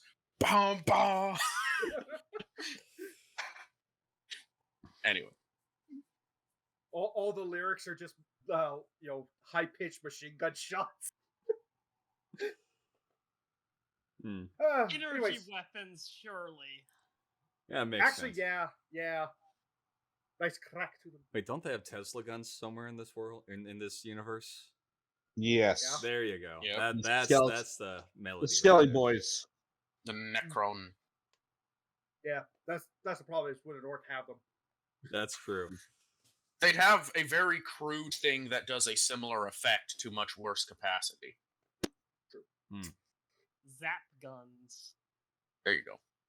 All right. All right. So we've got our repairs. We had a nice little scuffle happens at some point that's resolved fairly quickly, and a canteen is refilled. Yep. All right. With that, if you guys could let me step away for a moment, I need to get some water and stuff. Not ending yet. Just need to step away for a couple minutes. To get a couple things. And then we will resume in a bit. So I'm going to step away. If you guys want to keep talking, strategize, come up with ways to screw over the War Master, go for it. Hear me. So how many brawls are going to break out from my alcohol? Yeah. I don't even think it's Roll necessary to 1d5. apply, but all right. Roll 1d5. Okay.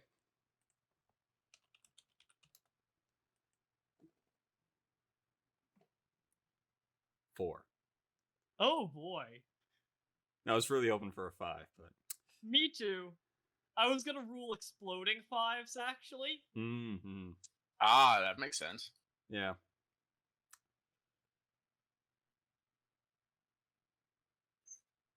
Just keep rolling 5s and turn it into a city-wide riot. Yeah. I heard that. Just imagining. Ivan Nova, we got a report from the Hive Gate. What is it? It's destroyed. How? I thought we saved that city. We did. That's the problem. That's the problem. It was the Einer Yori. By Anyone the want way, to have a good old confrontation again? the Maldine have their own currency, but they will also accept thrones in this part of the city. You said we have money. Well, you ostensibly get some kind of like small payment. Yeah, it's ale. Oh, you guys get paid. Okay, that We makes sense. get paid in gum here. Thank you very much. The sirens aren't really in need of pay. They get what they need, and if they don't get what they need, they take what they need, and they get thanked for it. Yeah, there's a reason we tend to kind of play little tricks on people here and there by trying to steal certain things. It's because we can't afford it otherwise. Well, for the Okay. Coloradicus, they do accept thrones in this part of the city. Okay, I'm back. Yeah, We were just discussing currency concerns, and that the Maldine do have their own currency, but they would accept the standard throne in this part of the city. Like, you go to one of the rougher parts of the city and try to pay in thrones, you might have a bad time. yeah. That's a fun concept. Can I just send Ely into a rough part of the city and have her come back with a fire team? Ooh. Say I late at night, but it's believe only day. that you have been specifically warned off of this course of action. Well, Yeah, if like someone decides to attack a siren, you can't blame a siren for doing siren things. Siren things. I will say that because this would be in one of the Hive cities, there will be paperwork involved if it happens. There will be questions. Now, if you wandered out into the waste and you came back with a group, nobody would care. Nobody bat an eye. They'd be like, "All right, cool." But this is a city, and technically, anybody who would be in the city's territories would be under Imperial law. So, and our bodies would have questions. If no one else. Oh, his question would be, "Can I join?" Obviously. You have Easy. been specific. I believe Mercy has specifically warned you off of this course of action, potentially with formal backing from High Command. Probably. Yes. That didn't stop the initial, like, this is the thing. Like, obviously, they're going to respect the fact that they're not supposed to just go out and convert willy-nilly. However, they do go out and they ask. And if your answer is not a firm no, that is a yes.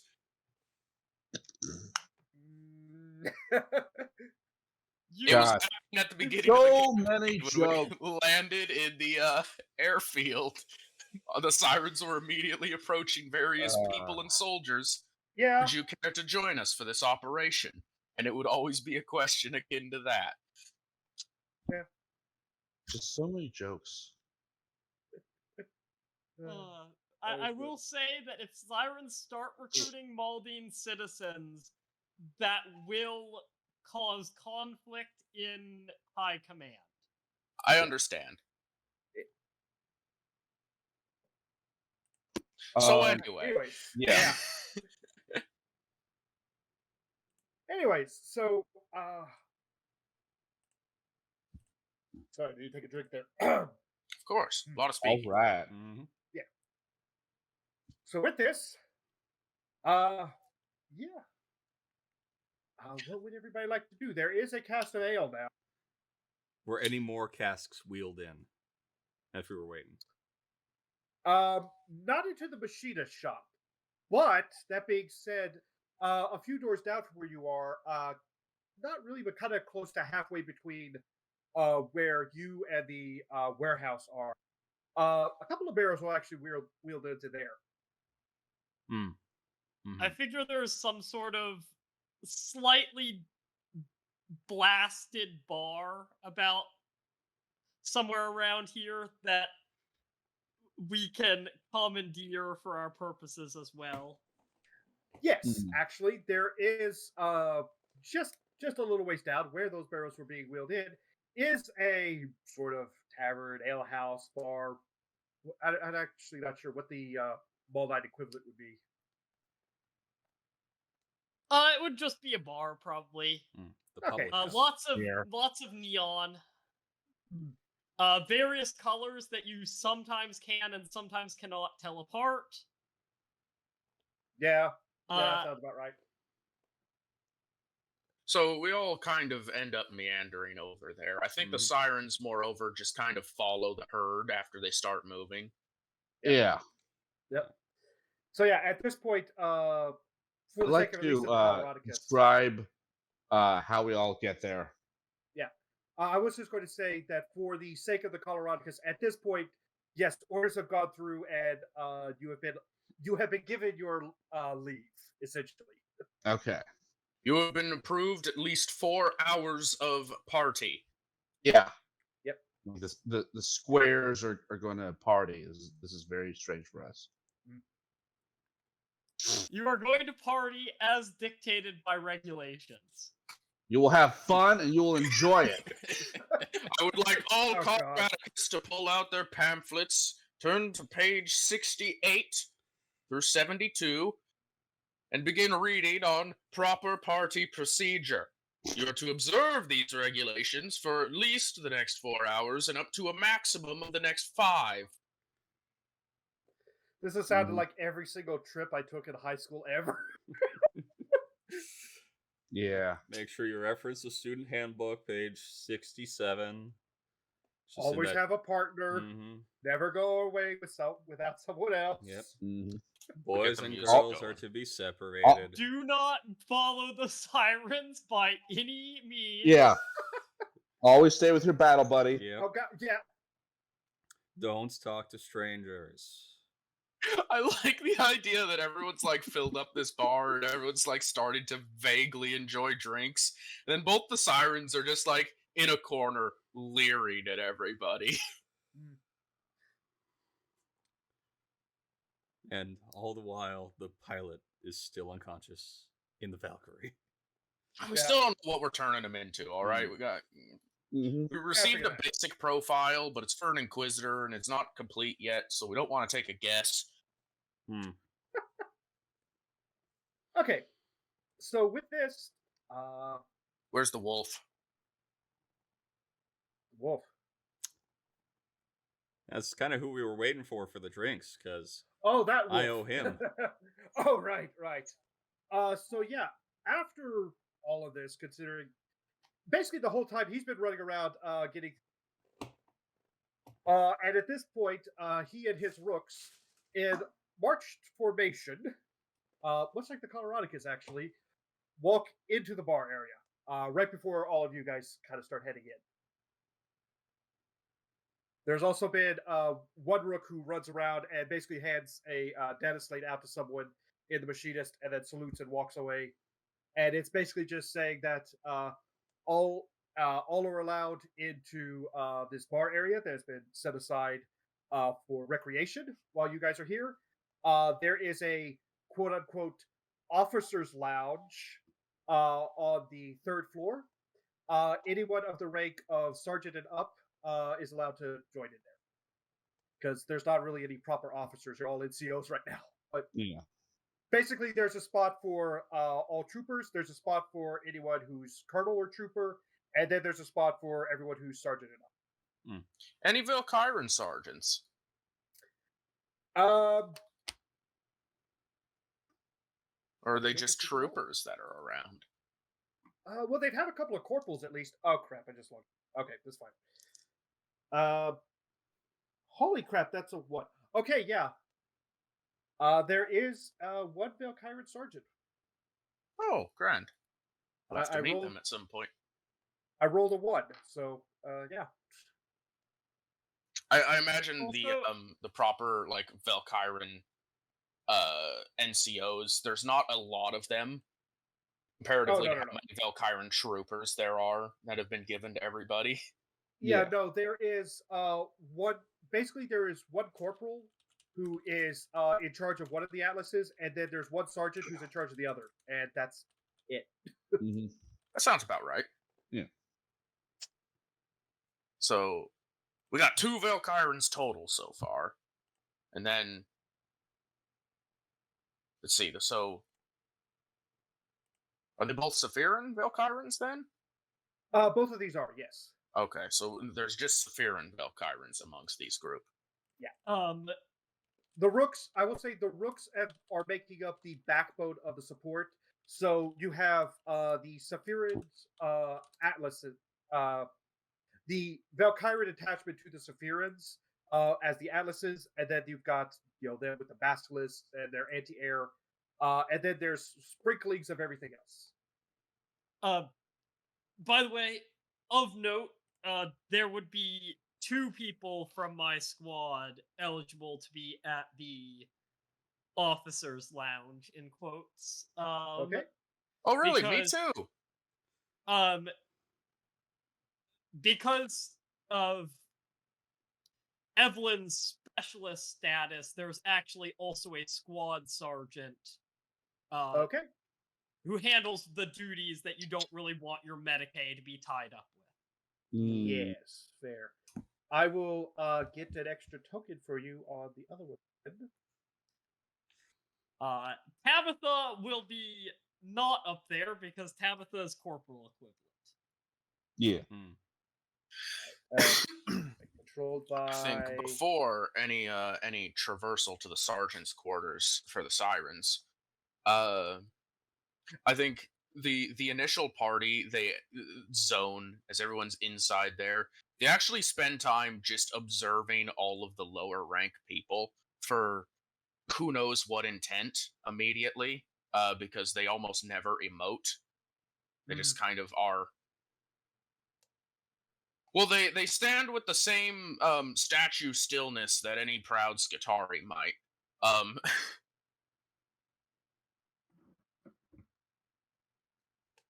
So there's time for folks to just talk shit about the Valkyrans in Sergeant's quarters, I think.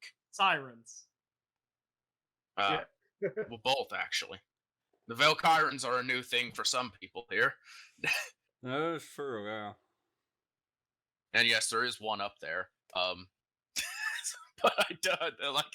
The thing is, the you difference can't between offend them. the difference between sirens and Valkyrans is that you can talk shit about the Valkyrans in front of them. If you talk shit about the sirens in front of them, you're gonna have a bad time. Yeah, that's Actually, kind of how it works. I would be careful talking shit in front of the Valkyrans when a Coloradicus is in earshot. Well, these are Sephiran Valkyrans, not Coloradicus Valkyrans. Could be a different thing. Right, but they still Nice. came I with don't the think that there's much shit the Maldine have to talk. That's fair. A lot of the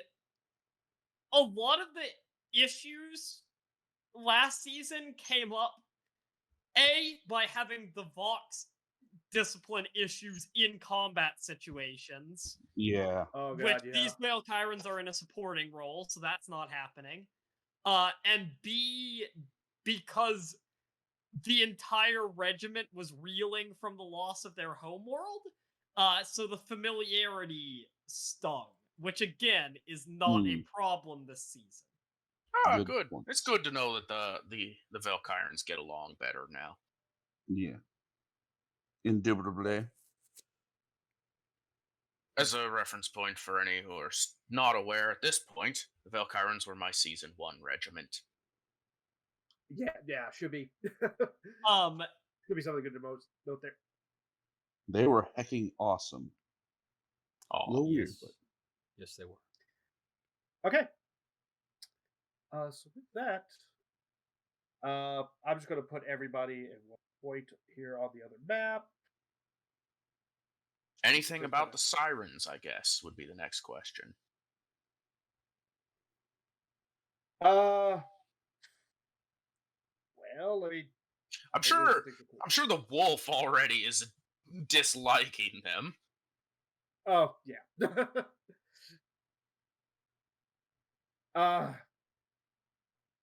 Wait. So what are we doing? What are we doing right now? That's. I think we're I'm seeing trying if to we're get, talking stuff bad set. about the sirens. Yeah, I was just curious if the lack of sirens in the officers' quarters would lead to conversations about the sirens before they arrived.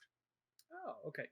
Well, let me Um, go ahead and the very first thing that uh Evelyn will do uh is Evelyn will walk up to the bar, uh fish out some triangular coins with irregularly notched edges. They kind of look like they have the edges that like a key has, you know? And they're triangular, made of varying metals. Um, in fact, there doesn't seem to be any consistency in the metals that the coins are made out of. All the consistency of value seems to come from the patterns. Um, and just sort of drops a generous handful on the bar and asks for a and uh not mold but mold wine, a round mm, of mold wine for everyone. okay. So, first off, uh, right before that happens, let's go ahead and describe the scene a little bit. So, I have moved everyone over to the map, and this is where we are starting. Ooh, nice. Uh, yeah. So, yeah, if you'd like to move your tokens in, the Maldine will be the first to enter. The Rooks are already in, and you said uh, Evelyn has already ordered around for everyone. Yes, of mold wine. All right. Not mold, mold. Yeah. So, Sounds right. yep. Mm. So, to give you kind of a setup of the area, below, basically, it was the first floor was basically just a flat open area, bar on one end. Literally no other real adornments, not even really a place to sit around. It looks like this is more kind of used. Either the tables have been cleared away, or it might be used more like kind of like a dance floor or something, with the bar on one end, on first floor, which is where troopers are. Corporals have the next level up. There's a few tables scattered around there, but again, it's very simple. There's a floor, there's some tables, there's a bar on one end, and then you come to the third floor, and this is much more like a lounge. Although this is a lounge on a mining world in the Imperium of Man in the grim darkness of the 41st millennium, so it's very very boring, sterile walls. There's a lot of metal everywhere, a lot of bits, not real a lot of heavy adornment, but there are a few actual architectural features. Like there's this area right here is like a sunken in kind of lounge area. There's a couple tables set up. There are Um, view screens that yeah, give the impression of windows for the off-worlders, but are most definitely not windows. no, it's literally just a video screen. um, and yeah, there are a couple of what looks like decks of cards, and as well as a couple of dice that are on like set out on the tables. Presumably, it's kind of thing of like, yeah, it's like, bar games. You just have it open for recreation if anyone wants it. And behind the bar, there are a man and a woman. They seem to be kind of middle aged, around like late 30s, early 40s, probably. Uh, they've probably been in the bartending game their entire lives, as is very common. And with that, given the order for mulled wine, the bartender will say, "Yes, we have the best vintage for you," and gets out a little step ladder and starts climbing up, and literally gets the top shelf stuff. Brings it back down. Money's no good here for tonight, at least not first round. And he starts pouring out for everyone who is in the room. The other thing that you will notice in the room is that, oh yes, actually, thank you about that. There are three other people who are in the room right now. There is a rook sergeant who's standing off to the side, who I don't have to name for yet, because I need to come up with one. there is the Valkyran who's standing here at the bar, looking awkward, like they don't know what to do. And laying back here is a giant hat and a giant mustache under the hat. And with that, if anybody else would like to enter the scene, you may. There's a quick thank you to the bartenders in Dressy. Address. I keep forgetting the names of the language. Yeah. All right. So right now there are 5 drinks poured out, but there's other glasses that are set out, and the bottle is still setting out there. So basically whoever comes in next, the bartenders are immediately going to start pouring. Master Crawlman Samuel is talking to the Rook Sergeant, just sort of trading war stories, the sort of things that they'd get up to. Oh yeah. No, at this point, the sergeant is still very much at attention. They do seem a lot younger than a lot of combat officers. They seem to be mid-20s, rather than kind of like earlier or a bit later. That being said, they were part of Alakran campaign, so they're not entirely green. I'll put it that way. And yeah, they'd be kind of trading war stories. They have their little glass of something kind of brownish, it looks like. You would immediately recognize that as shiitake brandy. And it was the closest to brandy that they had, so what do you got to deal with? Oh yeah, by the way, the mulled wine is violently rust orange. Violently. The mulled wine has a anger management problem. It's like a sienna then. A good burnt sienna. No, sienna, not burnt sienna. Oh, fair enough. All right. By the way, I don't think would want to come in. Yeah. Sorry. What were you saying there, Rasp? I don't think I've described Samuel yet. He's one of the older NCOs in the 49. Salt and pepper hair, dark eyes, very pale, but that's sort of the default state of being for the Maldine. A little bit of facial hair, not nearly as glorious as Aethelwolf's, and has clearly been around the block a few times, so it's kind of funny seeing him talk to this very young sergeant. Yeah, the sergeant, he's definitely looking around with eyes, not like shifty or anything, but he actually seems a little more comfortable than he would have when he was outside, actually. But yeah, he is definitely looking in, taking in all the sights. Not really sure what to do right now. Like recreation, board world, doesn't know what to do. Yeah. We gotta remember though, Saphirians come from an ocean world. Oh yeah. Speaking of which, they're finally comfortable here because it reminds them of their ships.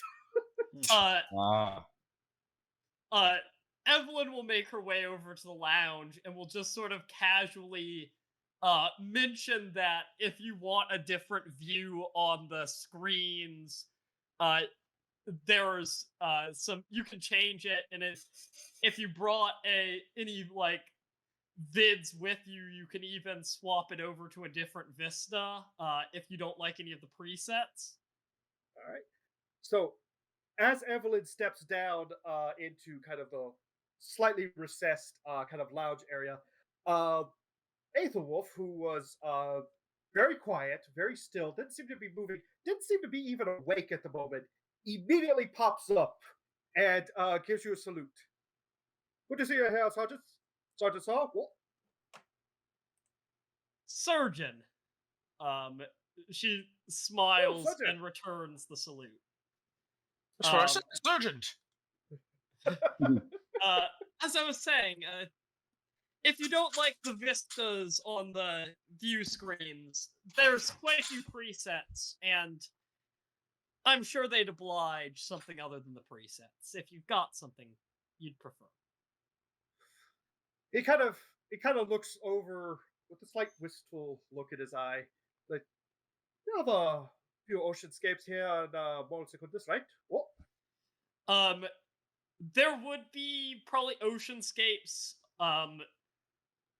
If probably the first oceanscape he comes to is the runoff outlets from Gold River, which is not attractive whatsoever. no, But he would actually get to that one and go, oh, looks like Deborah. Just keep going. and there would probably also be some actually picturesque ones of the Scar Sea, as seen from yeah. Azervane.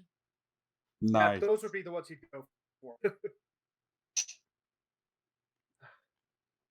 So weird. Being in such a place like this. You always have to hide from the sky, eh? That's not how we think about it. But I suppose you could put it that way. Oh, when you come from a world that's all ocean, you have to look out, see sky and sea for miles. It's always so weird coming to these worlds where your view's a lot more limited. Well, what's stationed on a jungle world? Quite freaky, I gotta say. Just nothing but trees. Couldn't see more than 10 feet in front of you because there were more trees. Ooh. Gotta I shake. don't think Evelyn has ever actually seen a tree. I think she's well read enough that she knows what a tree she knows what a tree is. Yep. But I think she would just sort of raise an eyebrow and say,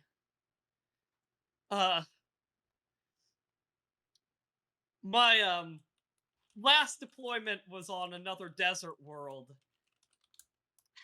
Never actually seen a tree. What are they like? Oh, you're on Alacaran there. Oh, Oh no. Different war front. I take it you were fought alongside the 303. All of us works were part of 24th Outpost. We're from USS Sapphire over in the Walkery subsector. We were called in to artillery support. Glad to help you. As for your question, what is a tree? Imagine a stalactite. No, stalagmite. It's stalagmite. Grow it up, but you could like peel kind of the outside of it. There's a lot of big green bits that come off the edges. That's kind of the basics of a tree.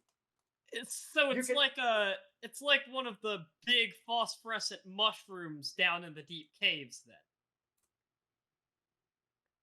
Less glowing, but yes. Well, that I think she does walk over to one of the view screens and scroll the view screen to a very dark cave with some like radioactive green mushrooms growing in it. less glowy, usually, but yes, something like that. Well,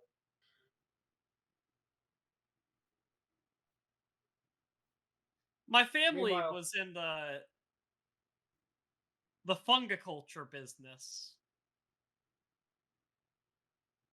Had a farm like this. is that like the algae culture? Yeah, there's very much a nod at that.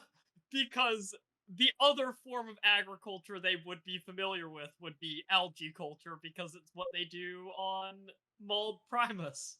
Yeah, which is something they don't do a lot of on USS Sapphire, but because it's a fortress world, but they have some, like extra support. Some retired veterans have their algae garden.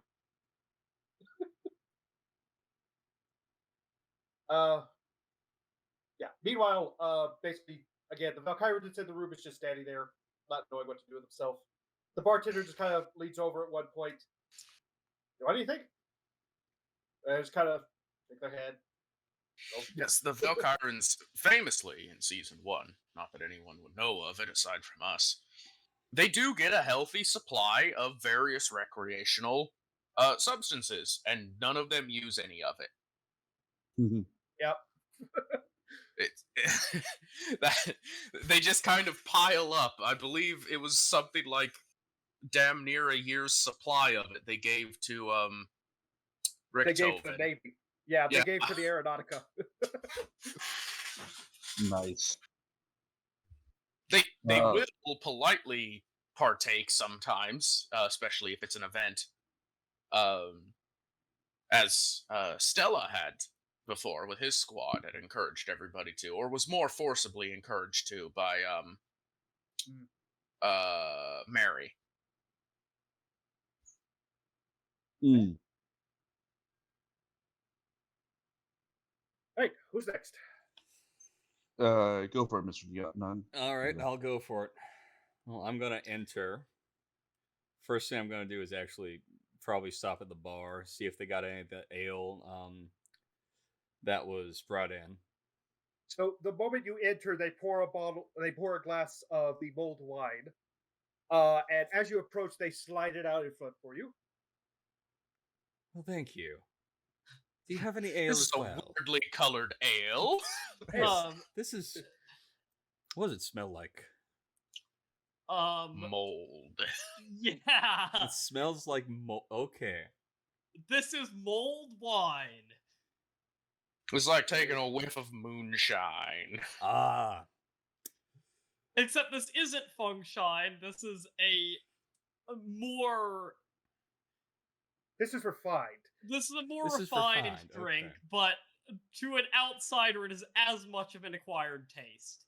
okay. So one sniff, odd recollections come back to him, and he's like, "I'd rather not, thank you." And I think Tabitha walks up and is like, "If you won't, I will."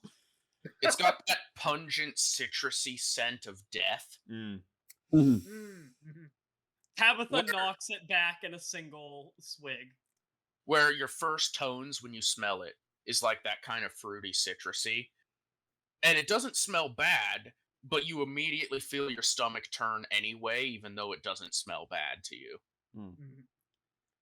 Tabitha, oh, I believe I owe you. Actually, no, that's right. It's just Maldine. I believe I owe you a drink, don't I? A good old glass of ale. Oh, hey, you got that. You did It does- promise that Outworld. The female bartender dives underneath and comes up with a bottle. Pops it open, and this, well, it looks like ale. Do you have any barrels back there, my good man? Barrels. Yeah, we've got. Wooden, Well, he tied takes with it some out. metal bands around it. Kind of looks brown. And he actually looks underneath and he pulls out. I He actually pulls do out a like metal the idea. keg.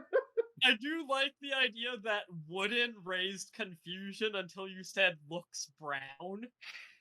Yeah, and It then takes a he's second to like- register that they've never seen trees.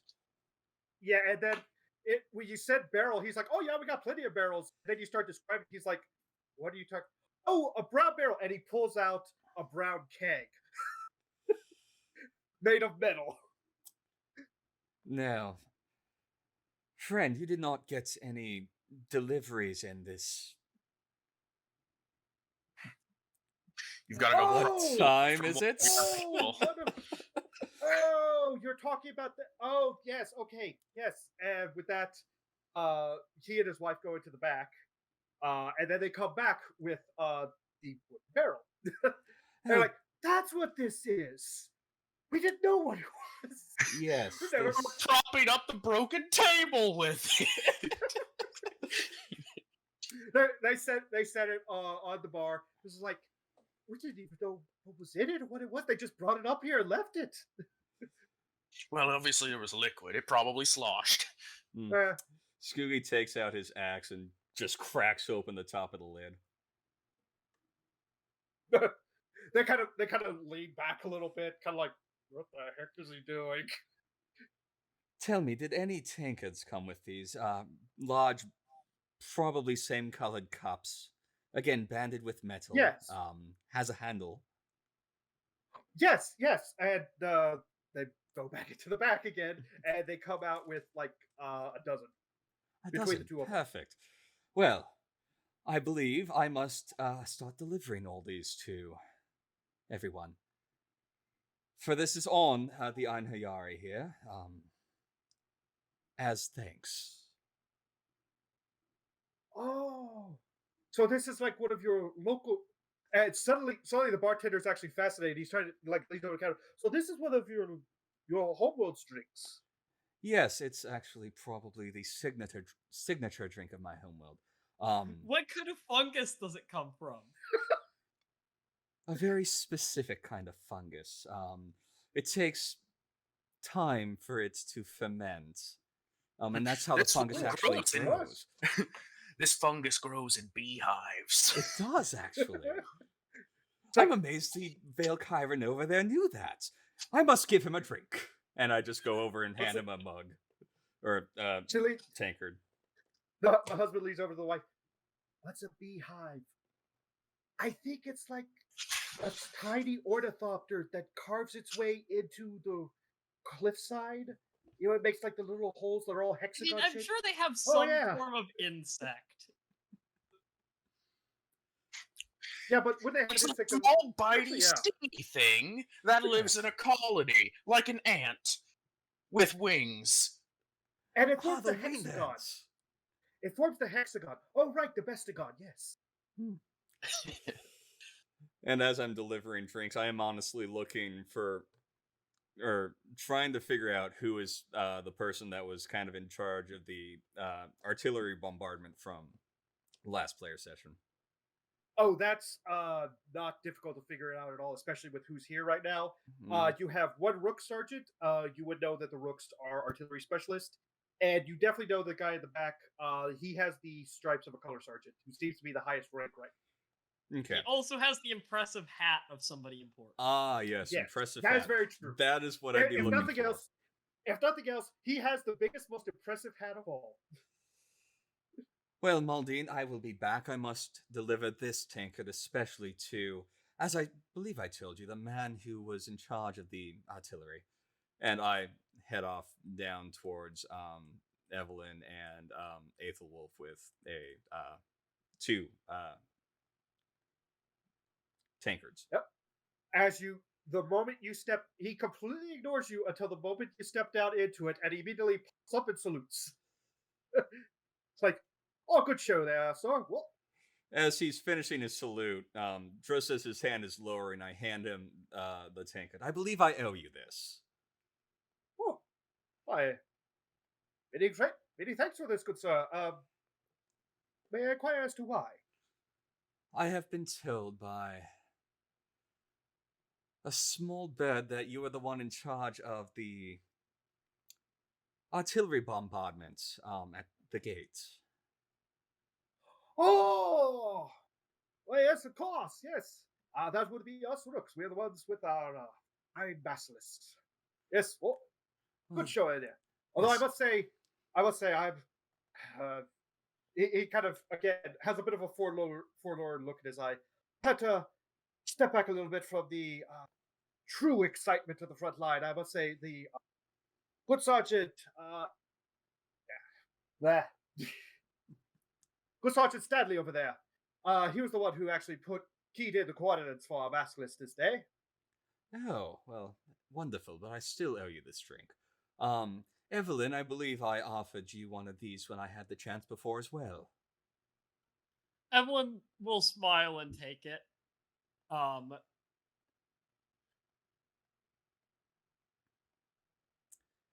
there's the sort of half grimace that you would expect for somebody drinking something like the mulled wine. Not much what you'd expect someone drinking this most wonderful of your homeworld's drinks.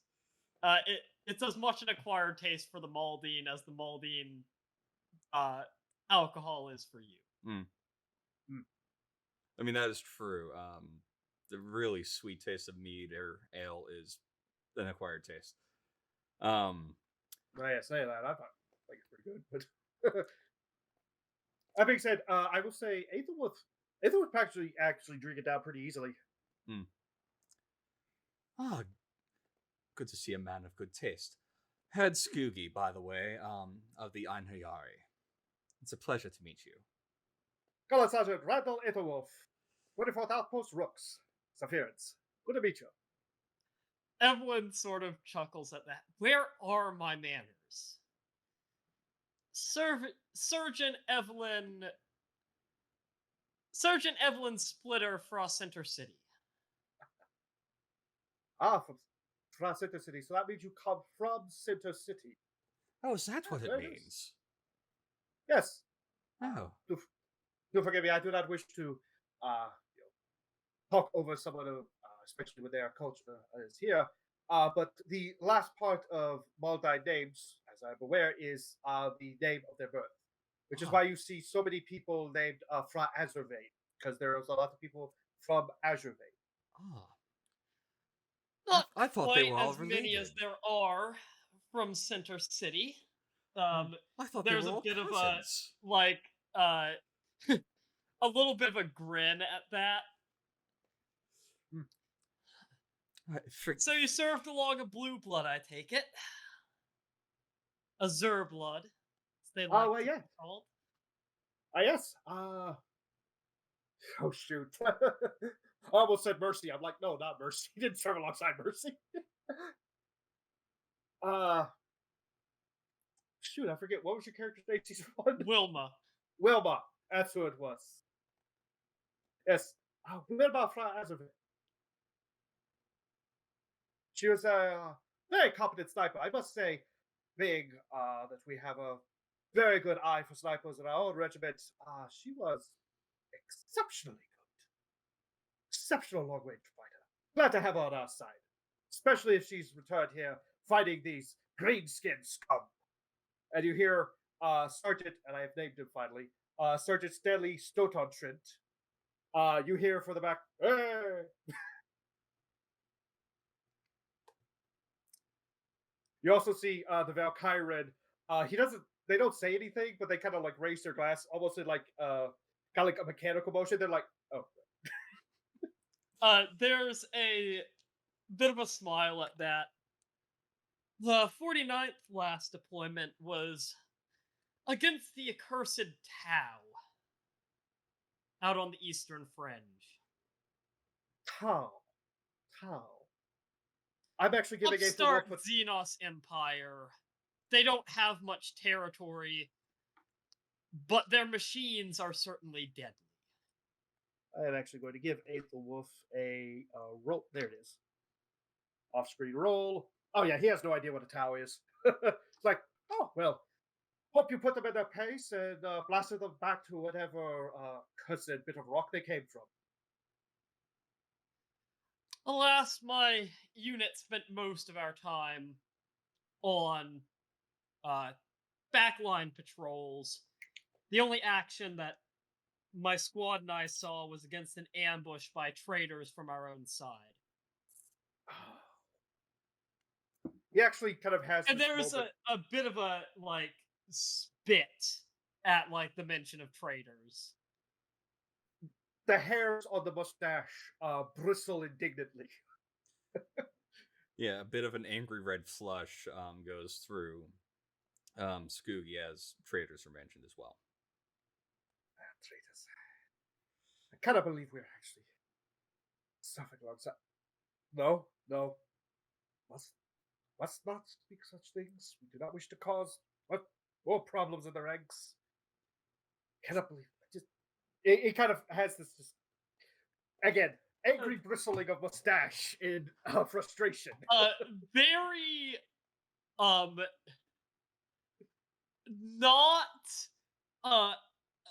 very quickly, as if changing the topic but not changing the topic, Evelyn asks, So, have you had much chance to serve along the sirens yet?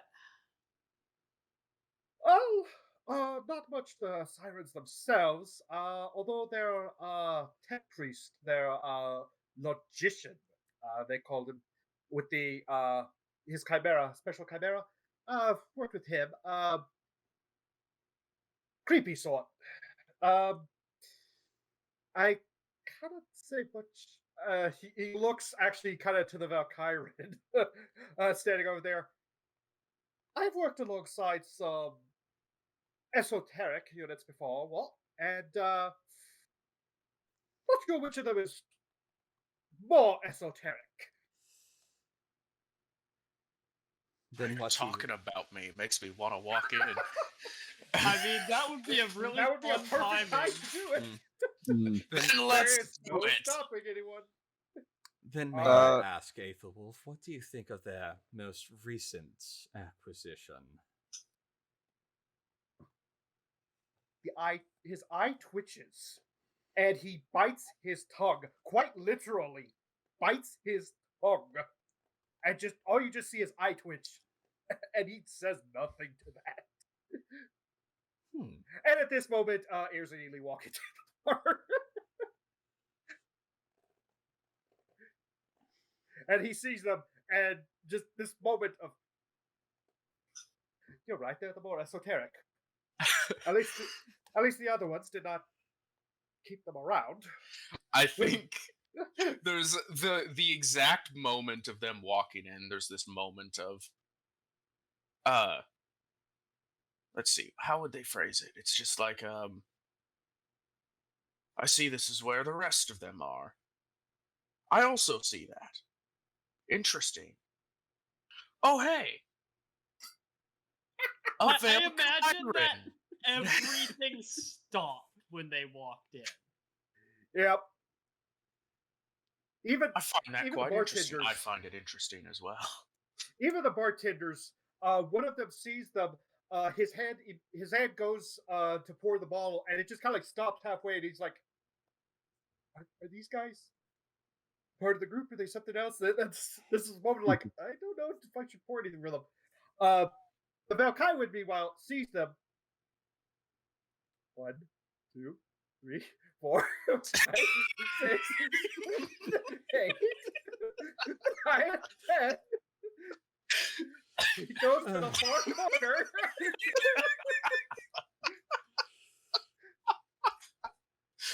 I would love to visit more Aethelwolf, but must try to Oh, yeah. bridge regiments and all that, you know. And I It's start walking back He's up. actually Aethelwolf is also following them. Yeah, so they appear to be chasing my Valkyrie. it's hilarious. This is an important moment for everyone to understand as well. The Valkyrans normally literally are not afraid of anything to do with people or enemies. So And yeah, the Valkyran retreating is an odd thing, but then the Sirens both just like fast walk after the Valkyran too. Which is also a weird thing, because nobody willingly talks to a Valkyran most of the time. Is there any sort of like grimdark jukebox in here? I'd say there may not. I'd say there's not a jukebox, but there is like music playing over the boxes right now. Right now, it'd be like it would be like a nice, soft, kind of classical style piece. It's a think- soft choir. Speaking I'm just gonna say that the Maldine music of choice is probably very religiously infused industrial. Okay. Like, yeah. which is a weird Mechanicus soundtrack. combination, No, but is No, very the- Maldine, I think. the Mechanicus video game soundtrack. I'd take That's- that, yeah. Yeah, probably less. How did I put this? Less techno and more industrial, like a little harder usually. But that's basically it. Yeah. Less techno, more choir. I don't know. There's a lot of choir in that soundtrack. Mhm. Or hymns, then. Yeah. And I think Mandalore Gaming put it best of dubstep. In dubstep, you drop the beat. In the Mechanicus soundtrack, you drop the pipe organ. Mm. But yes. Anyways, Speaking of which, I have my background music. nice. I shared what I put down for the song. So Spooky, Aethelwolf, as you kind of say your last line, Aethelwolf will be like, they appear to be running down my Valkyrie. Yes, probably best. And he will give you a nod and acknowledgement that like he heard you as you walk away. And he is actually going to. He's not going to interfere immediately, but he is going to step onto the rail here. Mm-hmm. I'm gonna grab At two. this time, the Coloradicus march in. They do not walk in; they march in. Yep. Oh yes, the 2x2. Yeah. Let's actually move this. No, it's 3x1. Oh. Yeah. Hmm. They go up to the bar, and I'm not sure what. Both bartenders are immediately pouring drinks as they come in. And basically, as they approach the bar, they just start sliding them over. They will take them, give them, I guess, like a once over look at them, and accept them. And they will now hold on to them for the next 4 hours. Yeah. Hey, nurse your drink. It works. Yeah.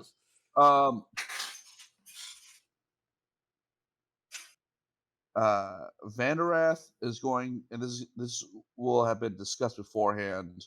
The two corporals will stay. Well, actually, three corporals will stay with their troops. As you know, the order was, look after yourselves and your men, and your troopers. So they'll, I guess, kind of mingle with the other. Maybe not over there.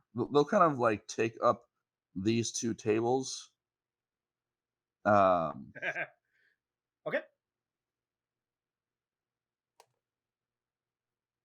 And which will kind of give them good,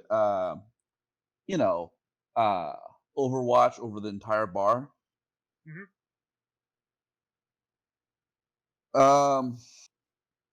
And Vanderath.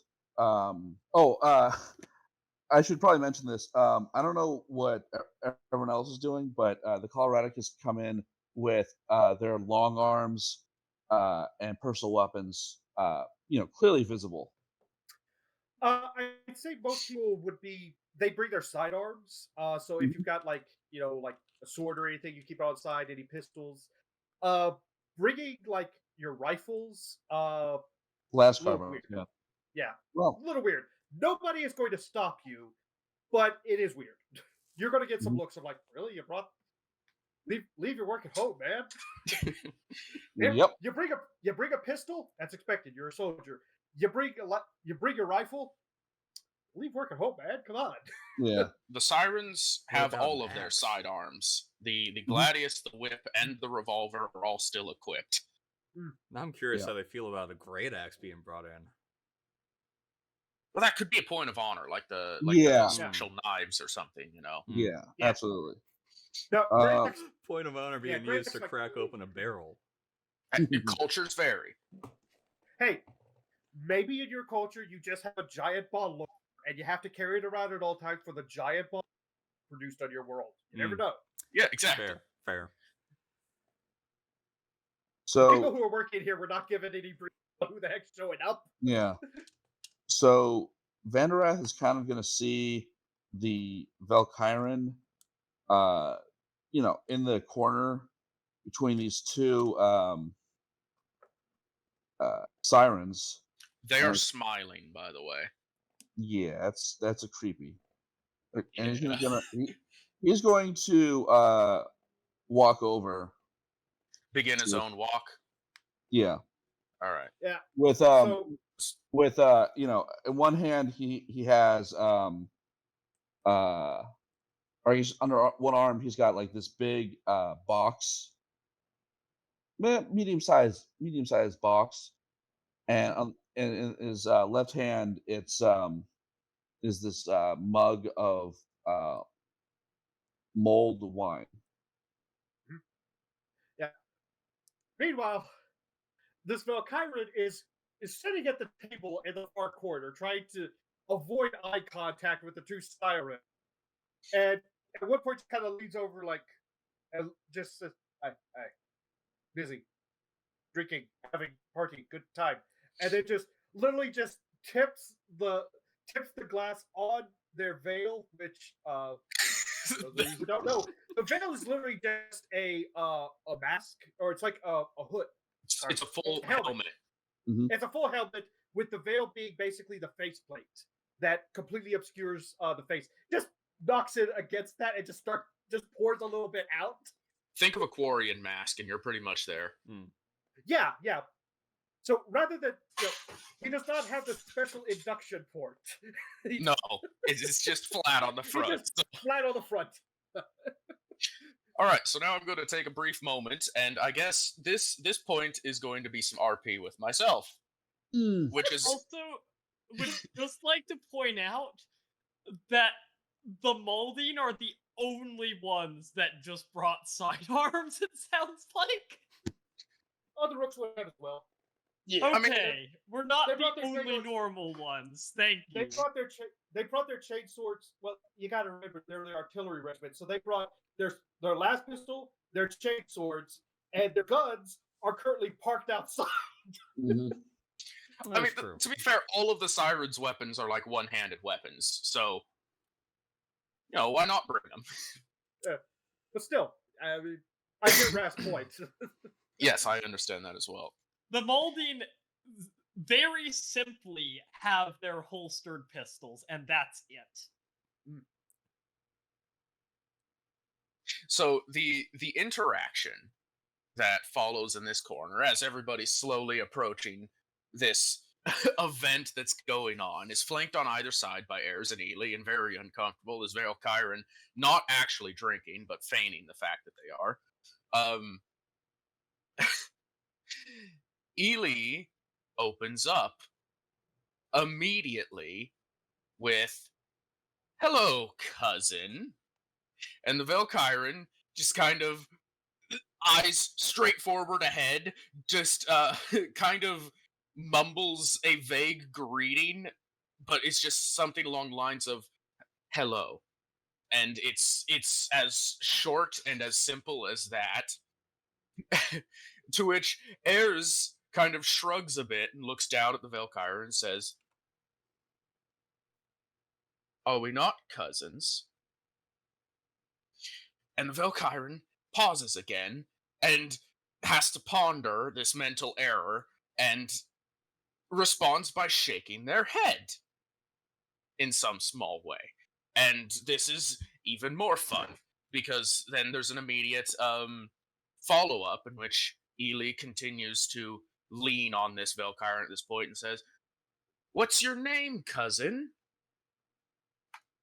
And the Valkyrie, still doing absolute best to stare straight ahead and avoid all indication that they are trying to partake of this conversation, and doing the normal Valkyrie thing where they just kind of hold and wait for someone to rescue them from social situations, as everybody is actually approaching on the way to potentially do just that.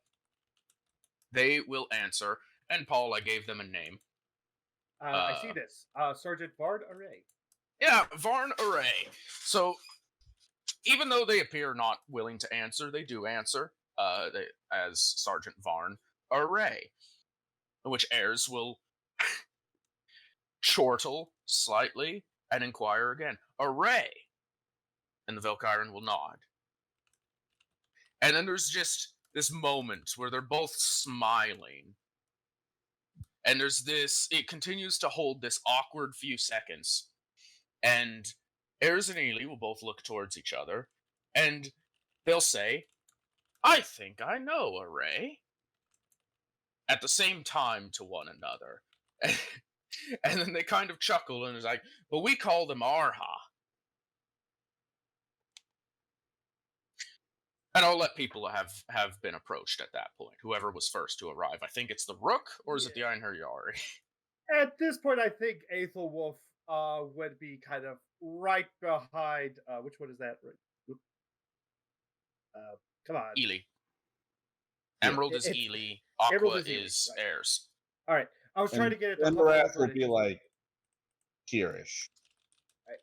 At this point, Aethelwolf would be kind of leading over sorry, Ely.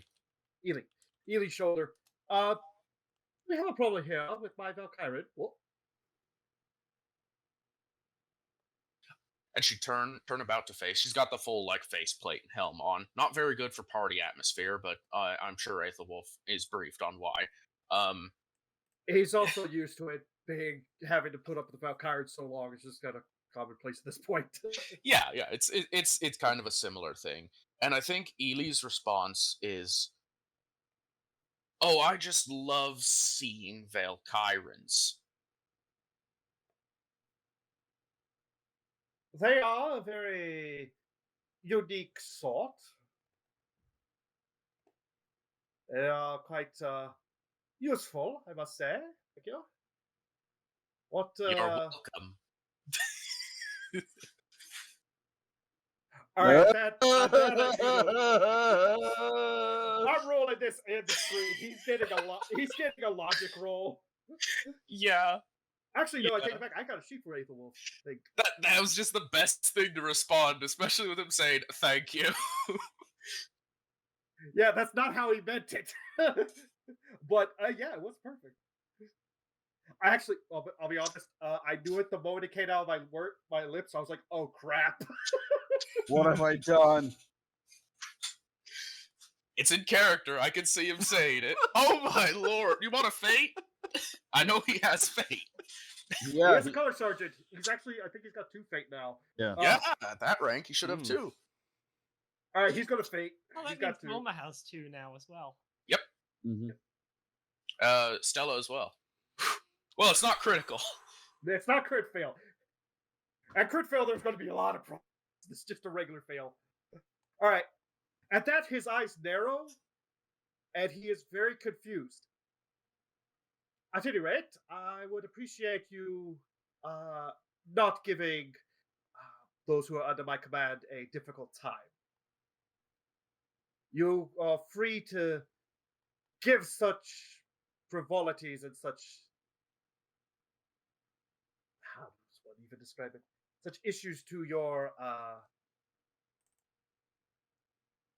the eye kind of starts twitching at this point because he can't bring himself to say green skin follower. What was the first bit of what he was saying there again? Before the eye twitch? Basically just I would appreciate it if you do not harass my Valkyrie, basically. That's not the words he used, but that's the essence of please leave my sergeant alone.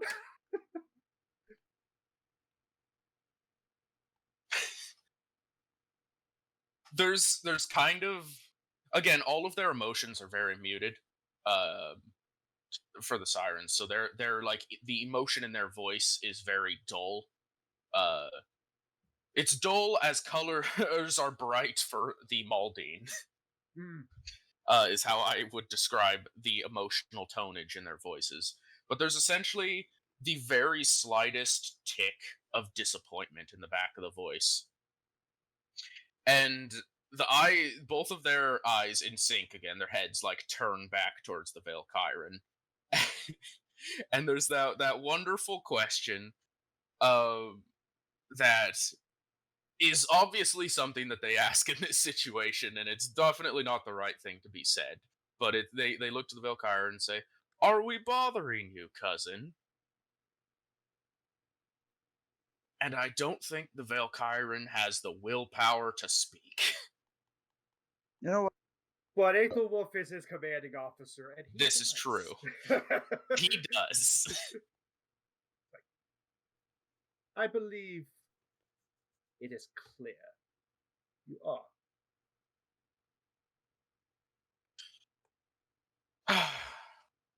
Unfortunate. So who are you? Color Sergeant Randall Aethelwolf, Outpost 24, Rooks, Yusafir.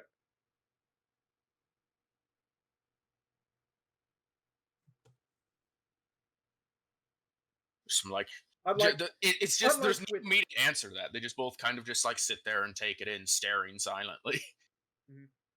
Yeah, and unlike with Sergeant Evelyn or with Skoogie, the Anhiriori, there is no hand offered.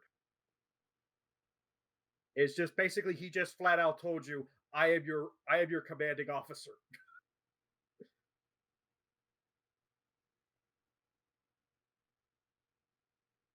Uh, I think it just the holds. Everyone else can get their like approach in at this moment because Yeah, the sirens just like stare.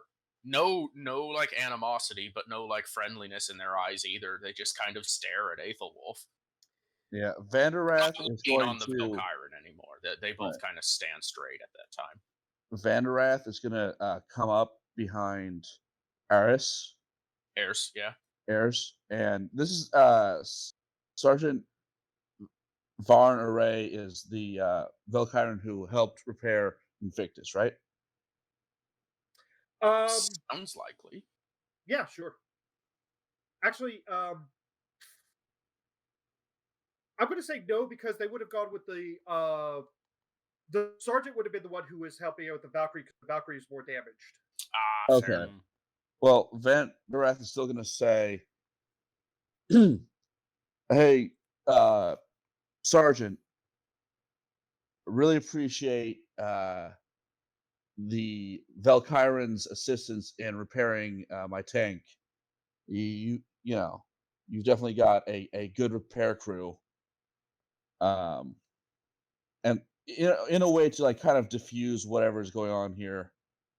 Um, then he's gonna you know look at Ayers and Eli and Aethelwolf and say, "Won't you all join us for a toast to the combined company?" And yes, Yes. this is a Coloradicus playing Peacemaker. It is very weird. The Rook is going to immediately understand because he's like, oh, thank God.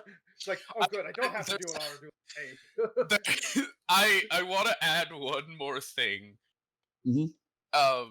It's as the anytime a Valkyran is praised in their presence, they feel like they're the ones getting praise in some way. It's kind of how the Jesus. sirens work.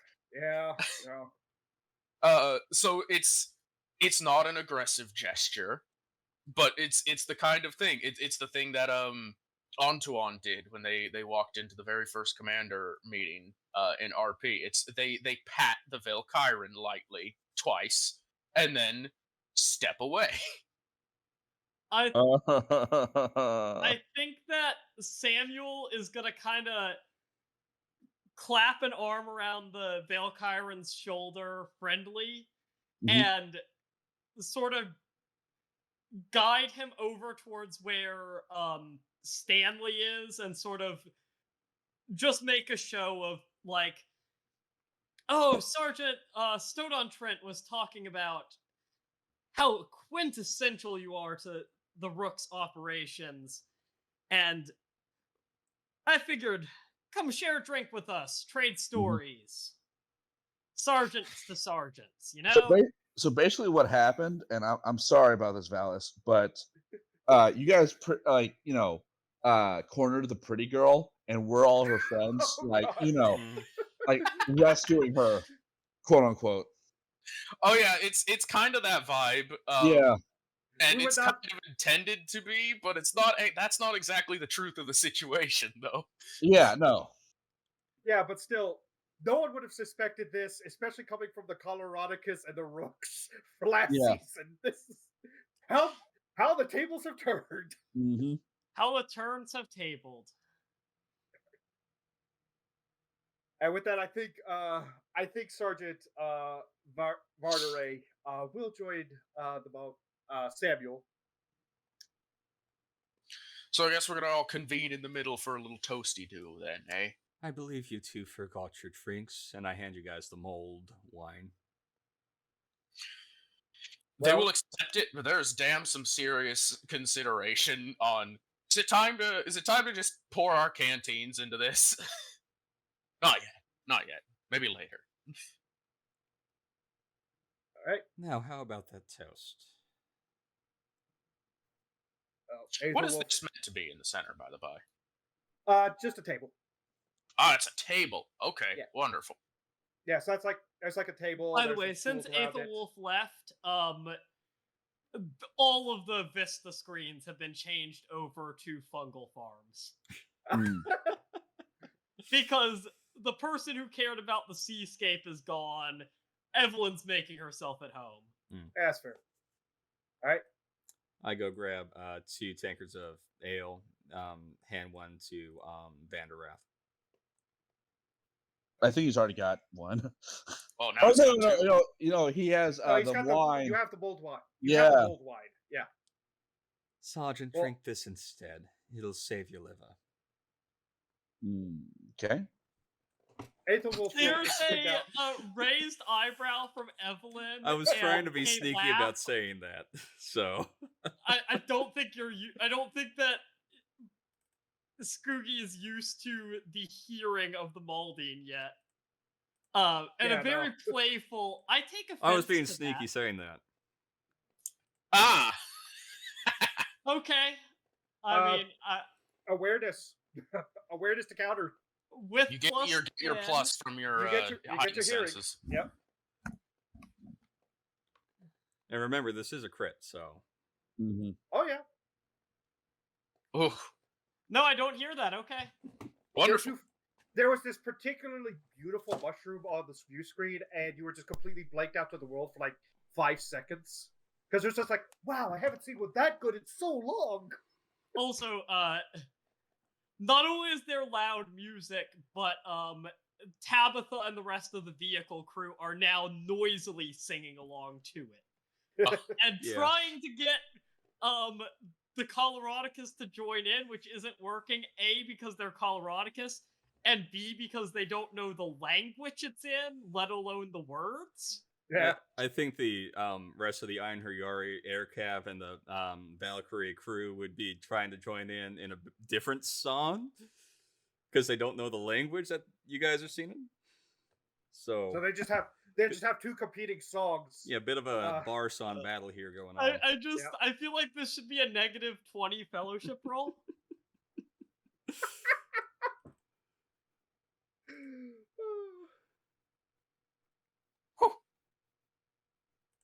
Ouch. All right, let's try it. Gonna see some regimental relationship decay. I mean, I don't think there's relationship decay. I think it's just really dissonant and horrible sounding in the bar. It's Fair, really fair. not good to Yeah. hear. And like when you're they don't particularly care how good the music sounds. What they care about right now is that somebody is trying to sing along with them. Ah, Mm-hmm. All right. And the With this- Einherjari aren't good singers anyway. Yeah, no. Yeah. With this, Aethelwolf will extend out the mead tankard, because unfortunately, he kind of had the same reaction to the bold wine of, I'm not so sure about this one. He will hold out the tankard. He will say, to our glorious leader, Marshal Ivanova, and to the immortal God Emperor, Eon Terra, the Omnisire, may for ye forever reign, and may the Imperium stand strong.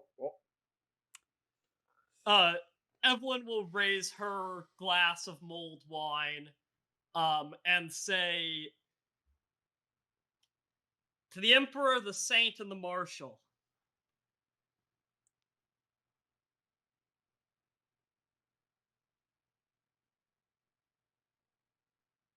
oh dear, that's a bad fellowship. Mm. Vanderrath, will raise his.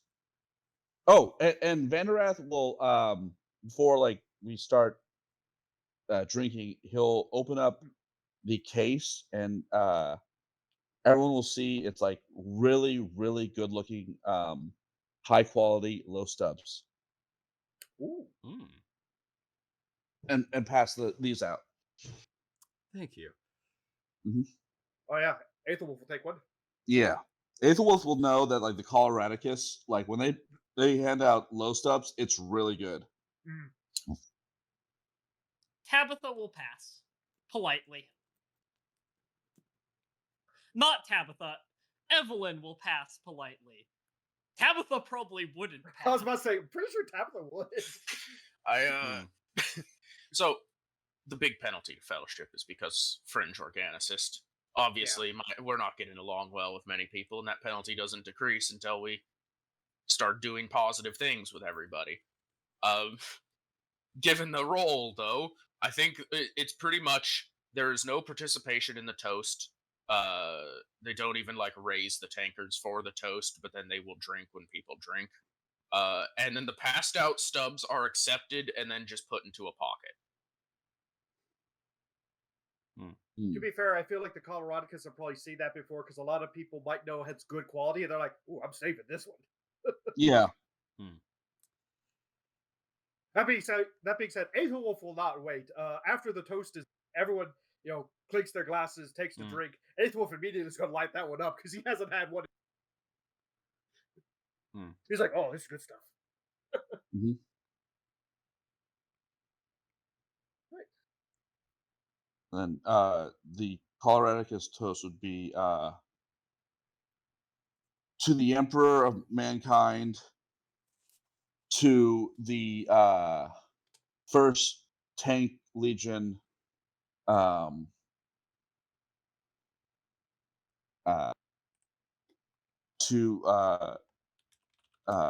Coloradicus.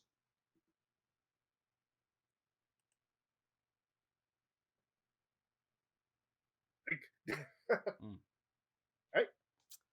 And for the Einherjari, it's to the Omnisire and to Helm. May we save this one, so you do not suffer the same fate. Very nice. A drink. Skull. Cheers, Walt. There's as Evelyn takes her drink, there is an Ajress saying. It's not the same one from that she taught you when we drank the Fungshine, but none of you actually know what it means. You're going to have to teach me that language someday. I really want to know. Teach me how you do and she kind of just waves her hand around. Oh, yes. And I'll do the same. Sounds fair. I imagine this is a great old thing where the sirens just kind of now stand at the table and remain here until anyone interacts with them. Otherwise, I get the feeling that it's going to be a lot of they stand in silence and listen to other people interact. You've not touched your mulled wine, you two. Is it not to your liking? I think they took sips when they were toasted, but that was as far as it went. Statement still stands, probably. Is it not? Yeah, statement still stands. So, I think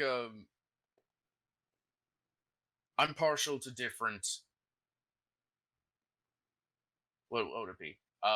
Brew? Spirits? Brew? No.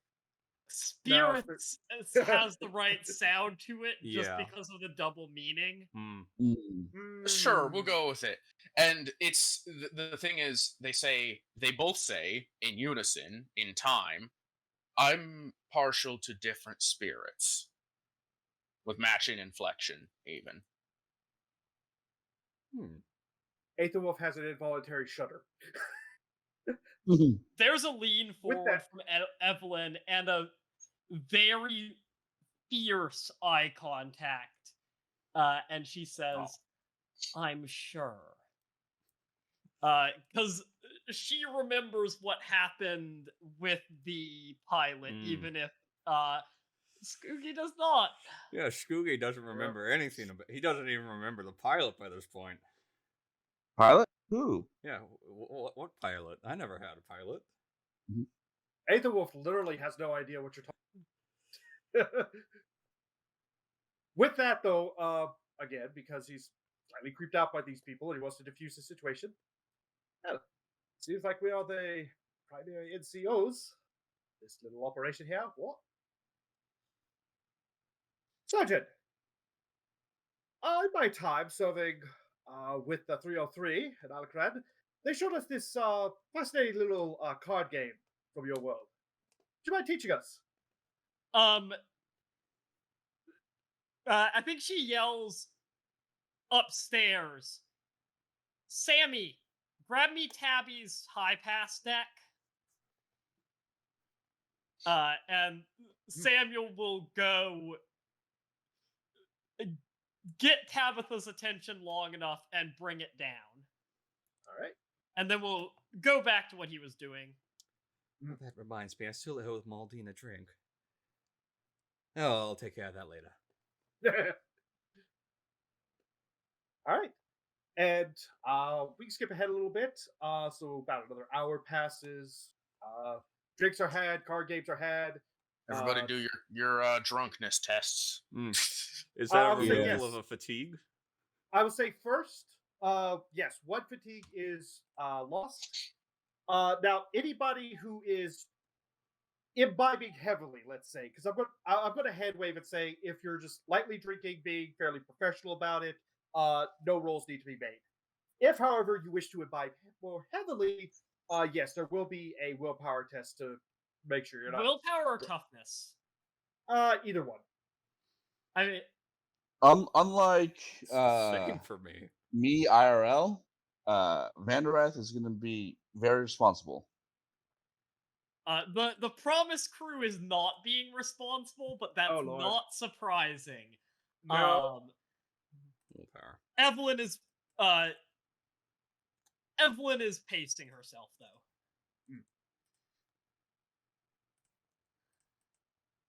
I think the rescue team is going to do slightly better. The Valkyrie Yeah. crew's there we actually doing pretty good.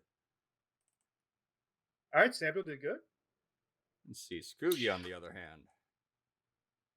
I've thought of a fun interaction to precede Nice. this. Nice. I want heirs to actually initiate a very small conversation with Vanderath. Also, anybody playing high pass logic? Sure, Oh, one yeah. moment. Why though. not? So, preceding Minus this 10 if you current don't roll, know the rules. heirs will ask Vanderath, just plainly and simply, what do you think? Should I drink?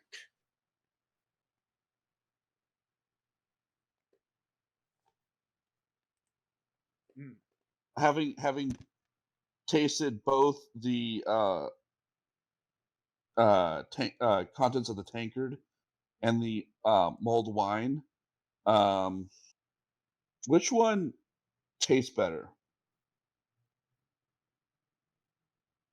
Probably. All right, better. how about this? How That about this? interpretation of the question. Good. Which one tastes more, I guess, like a beer? Definitely Good be salt.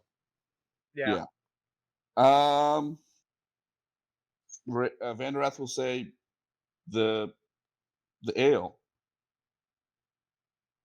All right. By the way, I love that- the inflection. The inflection was like, this isn't even a question.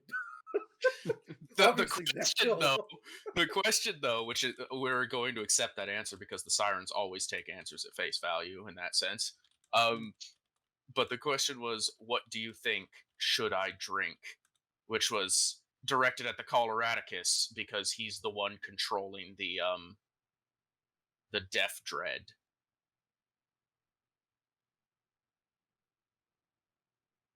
All right, though, he will drink.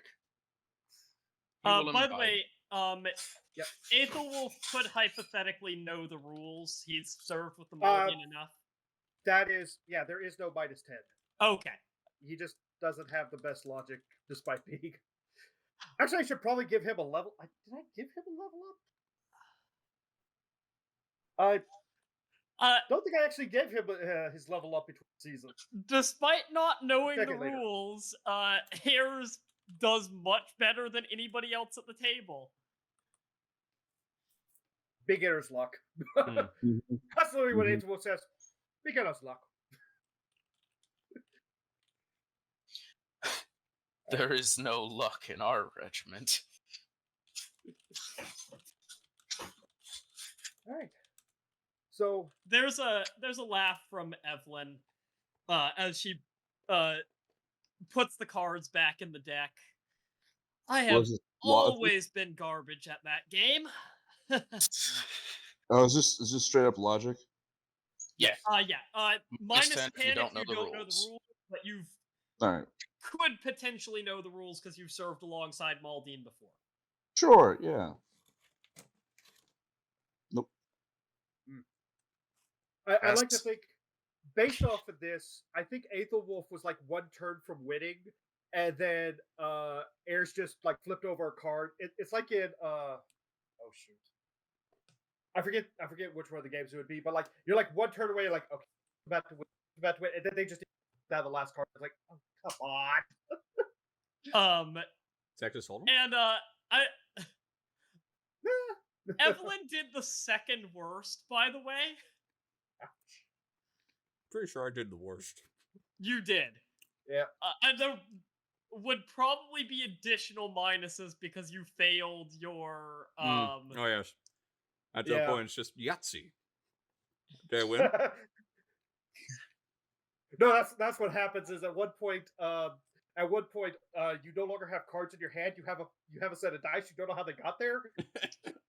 It's just like, all right, it's your turn. You just roll a dice. You're like, hey, I got a 6. Like, it's not even the right game. Perfect. All right. And with this, I think we're coming close to possibly ending it for the night. I'll let you guys decide what we do, but I'm going to set up this next part of the scene at least.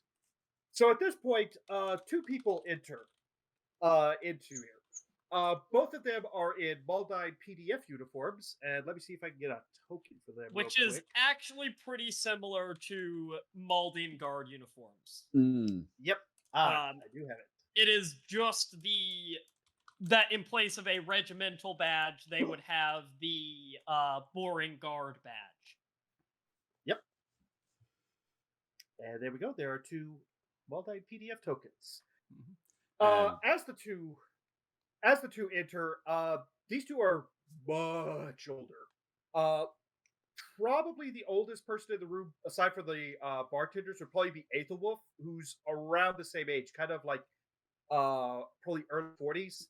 I think that Samuel is up there as well. Oh, okay, cool. But then you have these 2.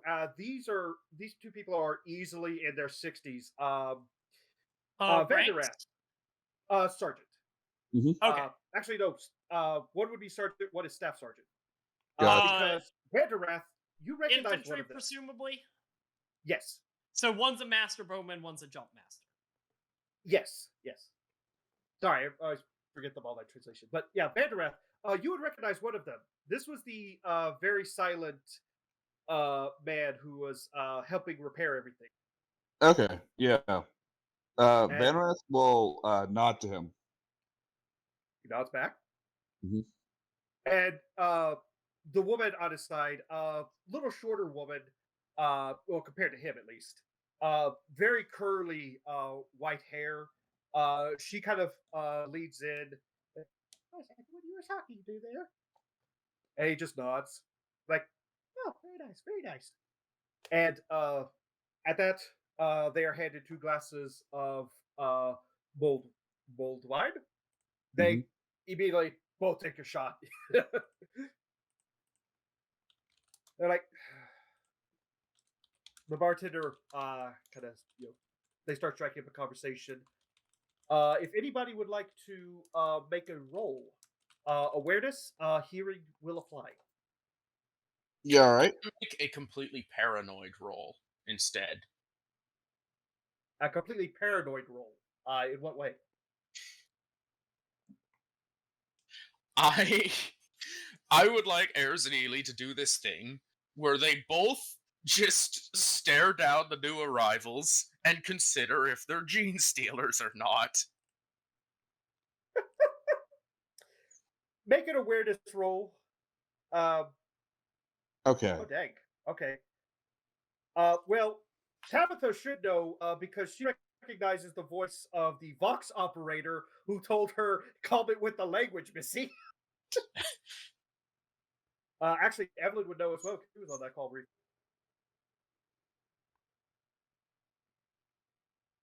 Yeah, I'm not rolling awareness. I don't want The some heavy weird rescue void entity team showing is up. the heavy rescue team is dancing right now. Yeah, they're a little distracted. Oh. All right, Ely just failed. I will say, based on that, you don't think they're gene stealers. Ooh. This is a shot in the Damn. dark. Yeah. All right. Based on that, no suspicion of gene stealer. However, okay. Has Vanderrath rolled awareness for this? Yes, it was a pretty impressive fail. Okay. All right. So Surgeon, let's see, Surgeon Evelyn, Tabitha, and crew, and then the Fire. Coloradicus infantry team. Okay. You said that, Valis. Give me all right, I'll first describe the scene, and as players, you're all going to instantly pick up on what it is. But um, they're both talking with the bartender, and well, let me rephrase that. The woman who is with them, the sergeant, the box operator, she is talking to the bartender, and the man accompanying her is kind of just nodding on occasion, not really saying anything. Um, but she is basically telling her feelings to the bartender, and how they had a son and daughter, um, who the daughter has gone missing, and the son was briefly missing when the fighting started, but he's back now.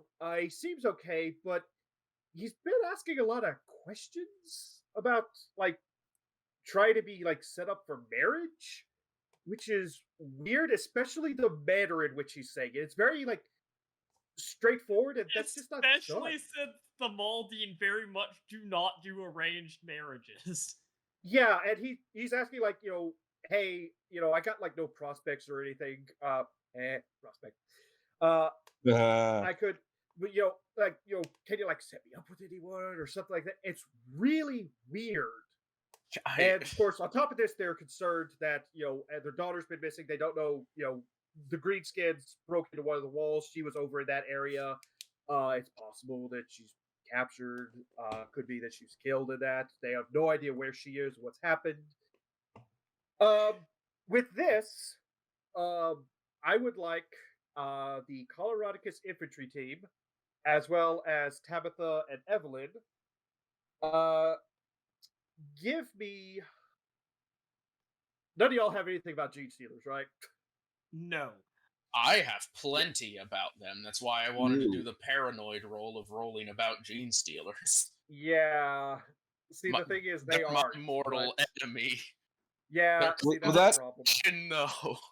No. I guess it So, really wouldn't be a common lore war or anything.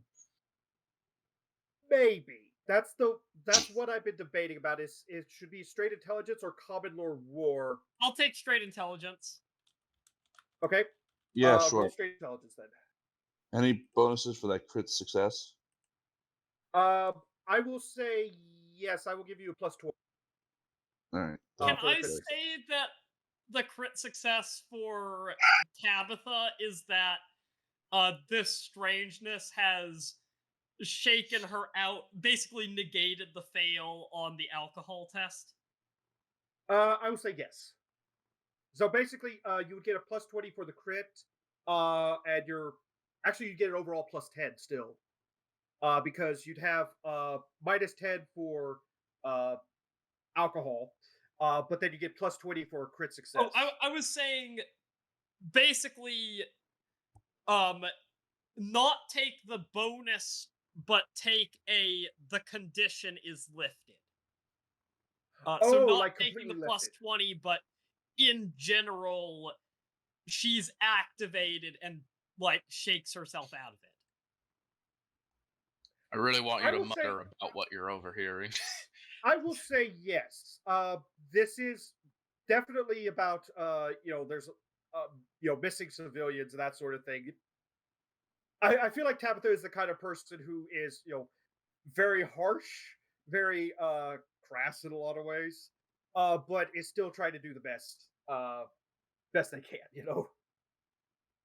All right, Evelyn, nope. Coloradicus. Mm-hmm. All right, yeah, Evelyn doesn't know, but Coloradicus y'all succeeded, and Yeah, Tabitha succeeded. Tabitha's on a roll right now. Also, I'm gonna roll a luck roll. If I roll low, Valis, then Evelyn does mutter about this under her breath. Sad. I think she does mutter about it under her breath, but she mutters about it under her breath in Ajres. Yeah. So, Coloradicus and Tabitha. Um, you have no reason to suspect, but Tabitha especially would be able to kind of like go like, there's some extra weirdness, especially the part about the son like trying to get married all of a sudden out of nowhere, because that's just not done in Mold Secunda society.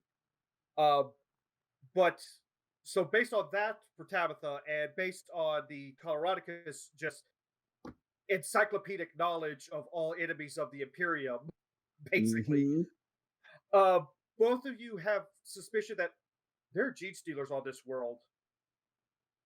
Oh no, they haven't been taken over by gene stealers, have they? Oh, that's not good. There are gene stealers this far north yet. The last reports have them still in Katanica. As And the far as main you, battle group just passed by. as the boots on the ground, you guys aren't even aware of the report that came in that there may have been some on the border. But that's a suspicion, and that's the kind of suspicion you'll want to follow up on. Tabitha is gonna just sort of sidle up to one of the bar stools next to them. I'm using Samuel's token for her for right now. Yeah, go for it. And we'll say be interested in meeting this son of yours. And both of them just kind of look like and Tabitha has also just sort of tapped her microbead in a way to tell any other Maldine with their microbead in on the squad channel, hey, this is important. All right. Yeah, the fire team. Let me see if I have the skill. Right. Hold on. While you're looking that up, the two elderly folks just kind of pause for a moment. They just kind of look at like I'm just gonna roll for how smooth this is. the man who hasn't said a word the entire time. Yeah. Tabitha is not smooth. Yeah. No. Also, so first Watch off, the Vox this. operator recognizes Tabitha's. But first, Oh, yeah, well. first the husband speaks up, and he's speaking it in the local language. Well, what do you want to be doing that for? And then the Vox operator behind him is like, I recognize your voice. You're the rude one. Why would we want you around our son? Try to keep corrupting influence of your naughty language. I just imagine you're the rude one. No, and that's it. It's cut off right there. Just no, and turn back to the bar. Mhm. Tabitha's going to sigh and say, no, I don't think Tabitha's gonna say anything yet. Tabitha's just gonna walk away and completely accepting that, she is not supposed to be coming down here, is gonna walk down right up to talk to, Evelyn directly. Here's the thing: nobody's stopping you. Nobody's Yeah, stopping. The rules on this are actually very loosely enforced about who goes where. um, You're NCOs. Nobody cares. Tabitha's gonna lean in and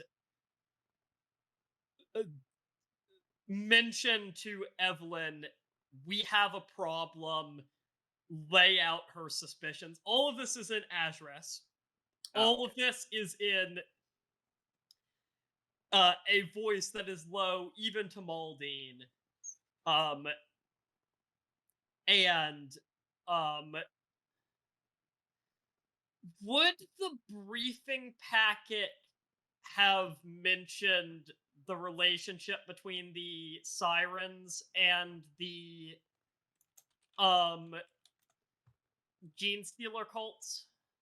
The sirens have rooted out countless gene stealer cults. And Yeah, that would have They been in the seem to briefing encounter packet? them almost everywhere, and they always purge them from the planets they encounter them on. So what you would know is that they have had multiple operations against them. That's basically in their service record that would be published, and it would be generally known like they seem very effective at getting rid of Gene Stealer cult. Evelyn would sort of look between the two of you, not knowing which one to ask, and would just sort of give up and say, may we have a quiet word? Pause that for one moment. Coloradicus infantry team. You made a sleight of hand roll. What was that for? To uh discreetly Equip bring their their weapons. yeah discreetly bring their like weapons up. So they just Oh all no, you just shoulder their weapons in the corner. yep. So are you pointing them at anywhere, or are you just ready the guns? Readying them. Okay. Real quick. All other units, or all other regiments, please give a awareness roll, basically. Actually, no, not awareness. Give Scrutiny? a what? Oh, is that scrutiny isn't the thing? Well, Yeah. it could be scrutiny, but I think it's more. Just give me a luck roll, basically. Luck roll? Yeah. It's kind of a logic. It's also kind of just a general roll to see how well you does. The second luck roll is from the heavy rescue. Okay. Tabitha's on a roll today. Yeah, man. Okay. Basically with these rolls, Threados, you guys definitely notice. You're not sure about it. Tabitha instantly gets it. Oh, they're in. Oh, they overheard that too. They know exactly what's going on. Good. Everyone else, the Coloradicus are being weird Coloradicus again, or practicing in the middle of a bar. Oh, good grief. As far as anybody knows, this is their recreation. Yeah. Fair enough. Yeah, that's true. Ready And to everybody's like, thrills. oh, that's just what they're doing. I don't think the Threanos assume recreation, or at least Ayers doesn't. Yeah. But yeah, Evelyn will be trying to take one of the three notes aside for a quiet word, but we'll probably end up with both of them because I know how your characters work. Yeah, so I think the events that happen is during the little conversation you have there. The Coloradicus ready their weapons, and Ayers notices, and it's the kind of thing where they're readying weapons. I should ready my weapons, and it's like right as the arm is snapping down to the holster, it's when it's when Evelyn inquires to the sirens. Fast. And yeah, Evelyn will just sort of gesture to one of the far corners of the lounge. Probably this corner over here. But Okay. like down under the steps, just have a quiet word out of and we'll just look at Tabitha and say, Tabitha, tell them everything that you just told me. And we'll step back for Tabitha to explain her suspicions and everything that she just overheard. Now, I'm definitely going to be rolling some Gene Stealer cult knowledge.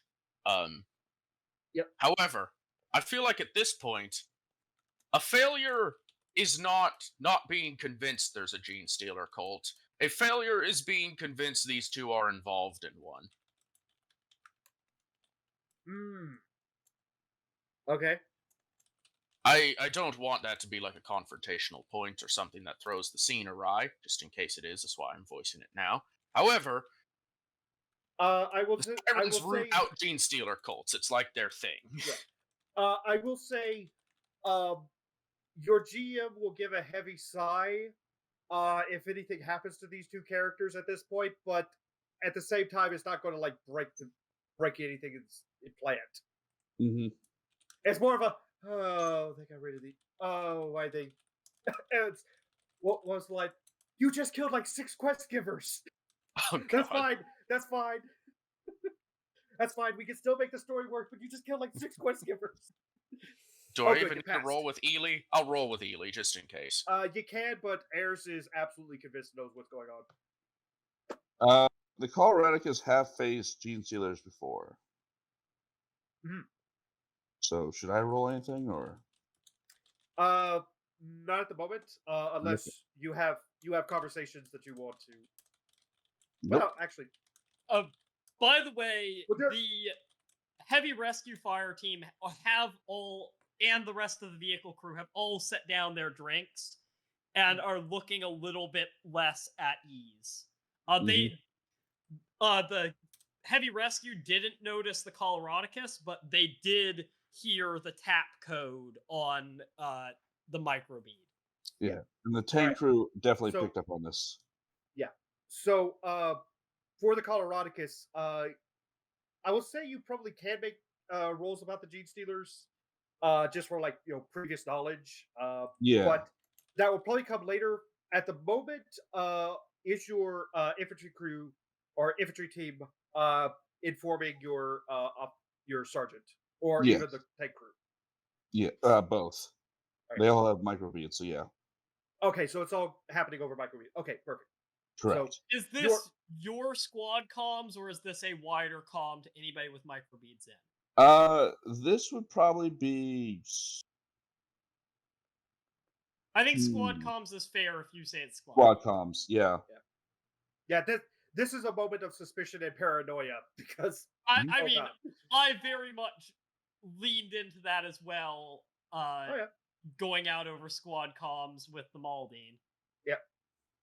Now, to resolve Ayers and Ely, Ayers suspects the elderly couple is in on it. Ely suspects that the couple is in on it. Ayers is able to just convince her, no, I think they're innocent. I think this is different. This is another group that's involved with this. And there's I this. mean, look at their age. That's not useful for a Gene Stealer. They need young people. True. I think this is a good point to mention that whenever the sirens have especially these two, whenever they have a tiff, they both start with an opening sentence of argument and then they just kind of silently stare at each other for a moment, and then the argument's resolved, and they just continue. Yeah. So it would be something like, "I think they're part of it. I disagree," and then it's just dead silence for 20 seconds, and then Ely goes, "All right, I agree." Right. All right, so now it's question and move out time, because there's no such thing as rest and relaxation if there's gene stealers to root out. The sirens are going. Yeah. And well, for us, it is currently it's midnight Central Time where I am. That's about our closing time for the session. Mhm. Yeah, However, but we know what we're doing next time. Yeah. Mm-hmm. are we following up with more boots then next week? Yes, we will be. Because this is I definitely mean, a it makes brief. sense. We did a brief double commander. Now we do a double player. Mm. I'll be Mhm. honest. I figured, based on how this goes, I figured this might take all session or a little bit. I forgot to account for the shopping episode. Yeah. Because Those those Always still happens. really a lot of fun. Yeah. always happens, always takes forever, and I was like, okay, well, we'll get to the bar scene, and then they'll start G stealers, and it'll be pretty simple and everything. But it's like, oh no, I forgot shopping episode for the first half. Mhm. Okay. But yeah, yeah. With that, I think we will wrap up here. You have your your orders unofficially. Hunt down the local gene stealer and figure out what's going on with that. All right. With that, I think we'll close it out. Anything anyone has to say last minute? Once the sirens confirm what it sounds like, Evelyn will put out a more expanded readiness call to the rest of the Maldine in the bar to get ready to go back on duty, basically. We're probably going to do a little bit of RP over the next Mm. week of the Yeah. events that immediately follow this situation. But then we'll pick up with the actual storyline next Thursday, hopefully. Mhm. Yeah, I figured probably in the RP chat, it would be like all the little conversations that are happening right now, all the missions that are going through the different squads, and then we will pick up next time, basically as the hunt starts. I figured. Mm. All right, That was good. That All was right. good. close it out Oh, then. yep. I hope everyone enjoyed this episode. Again, very relaxed, very like I needed this. To be honest. Mhm. All right, and we will see you guys next time for the second half of this episode.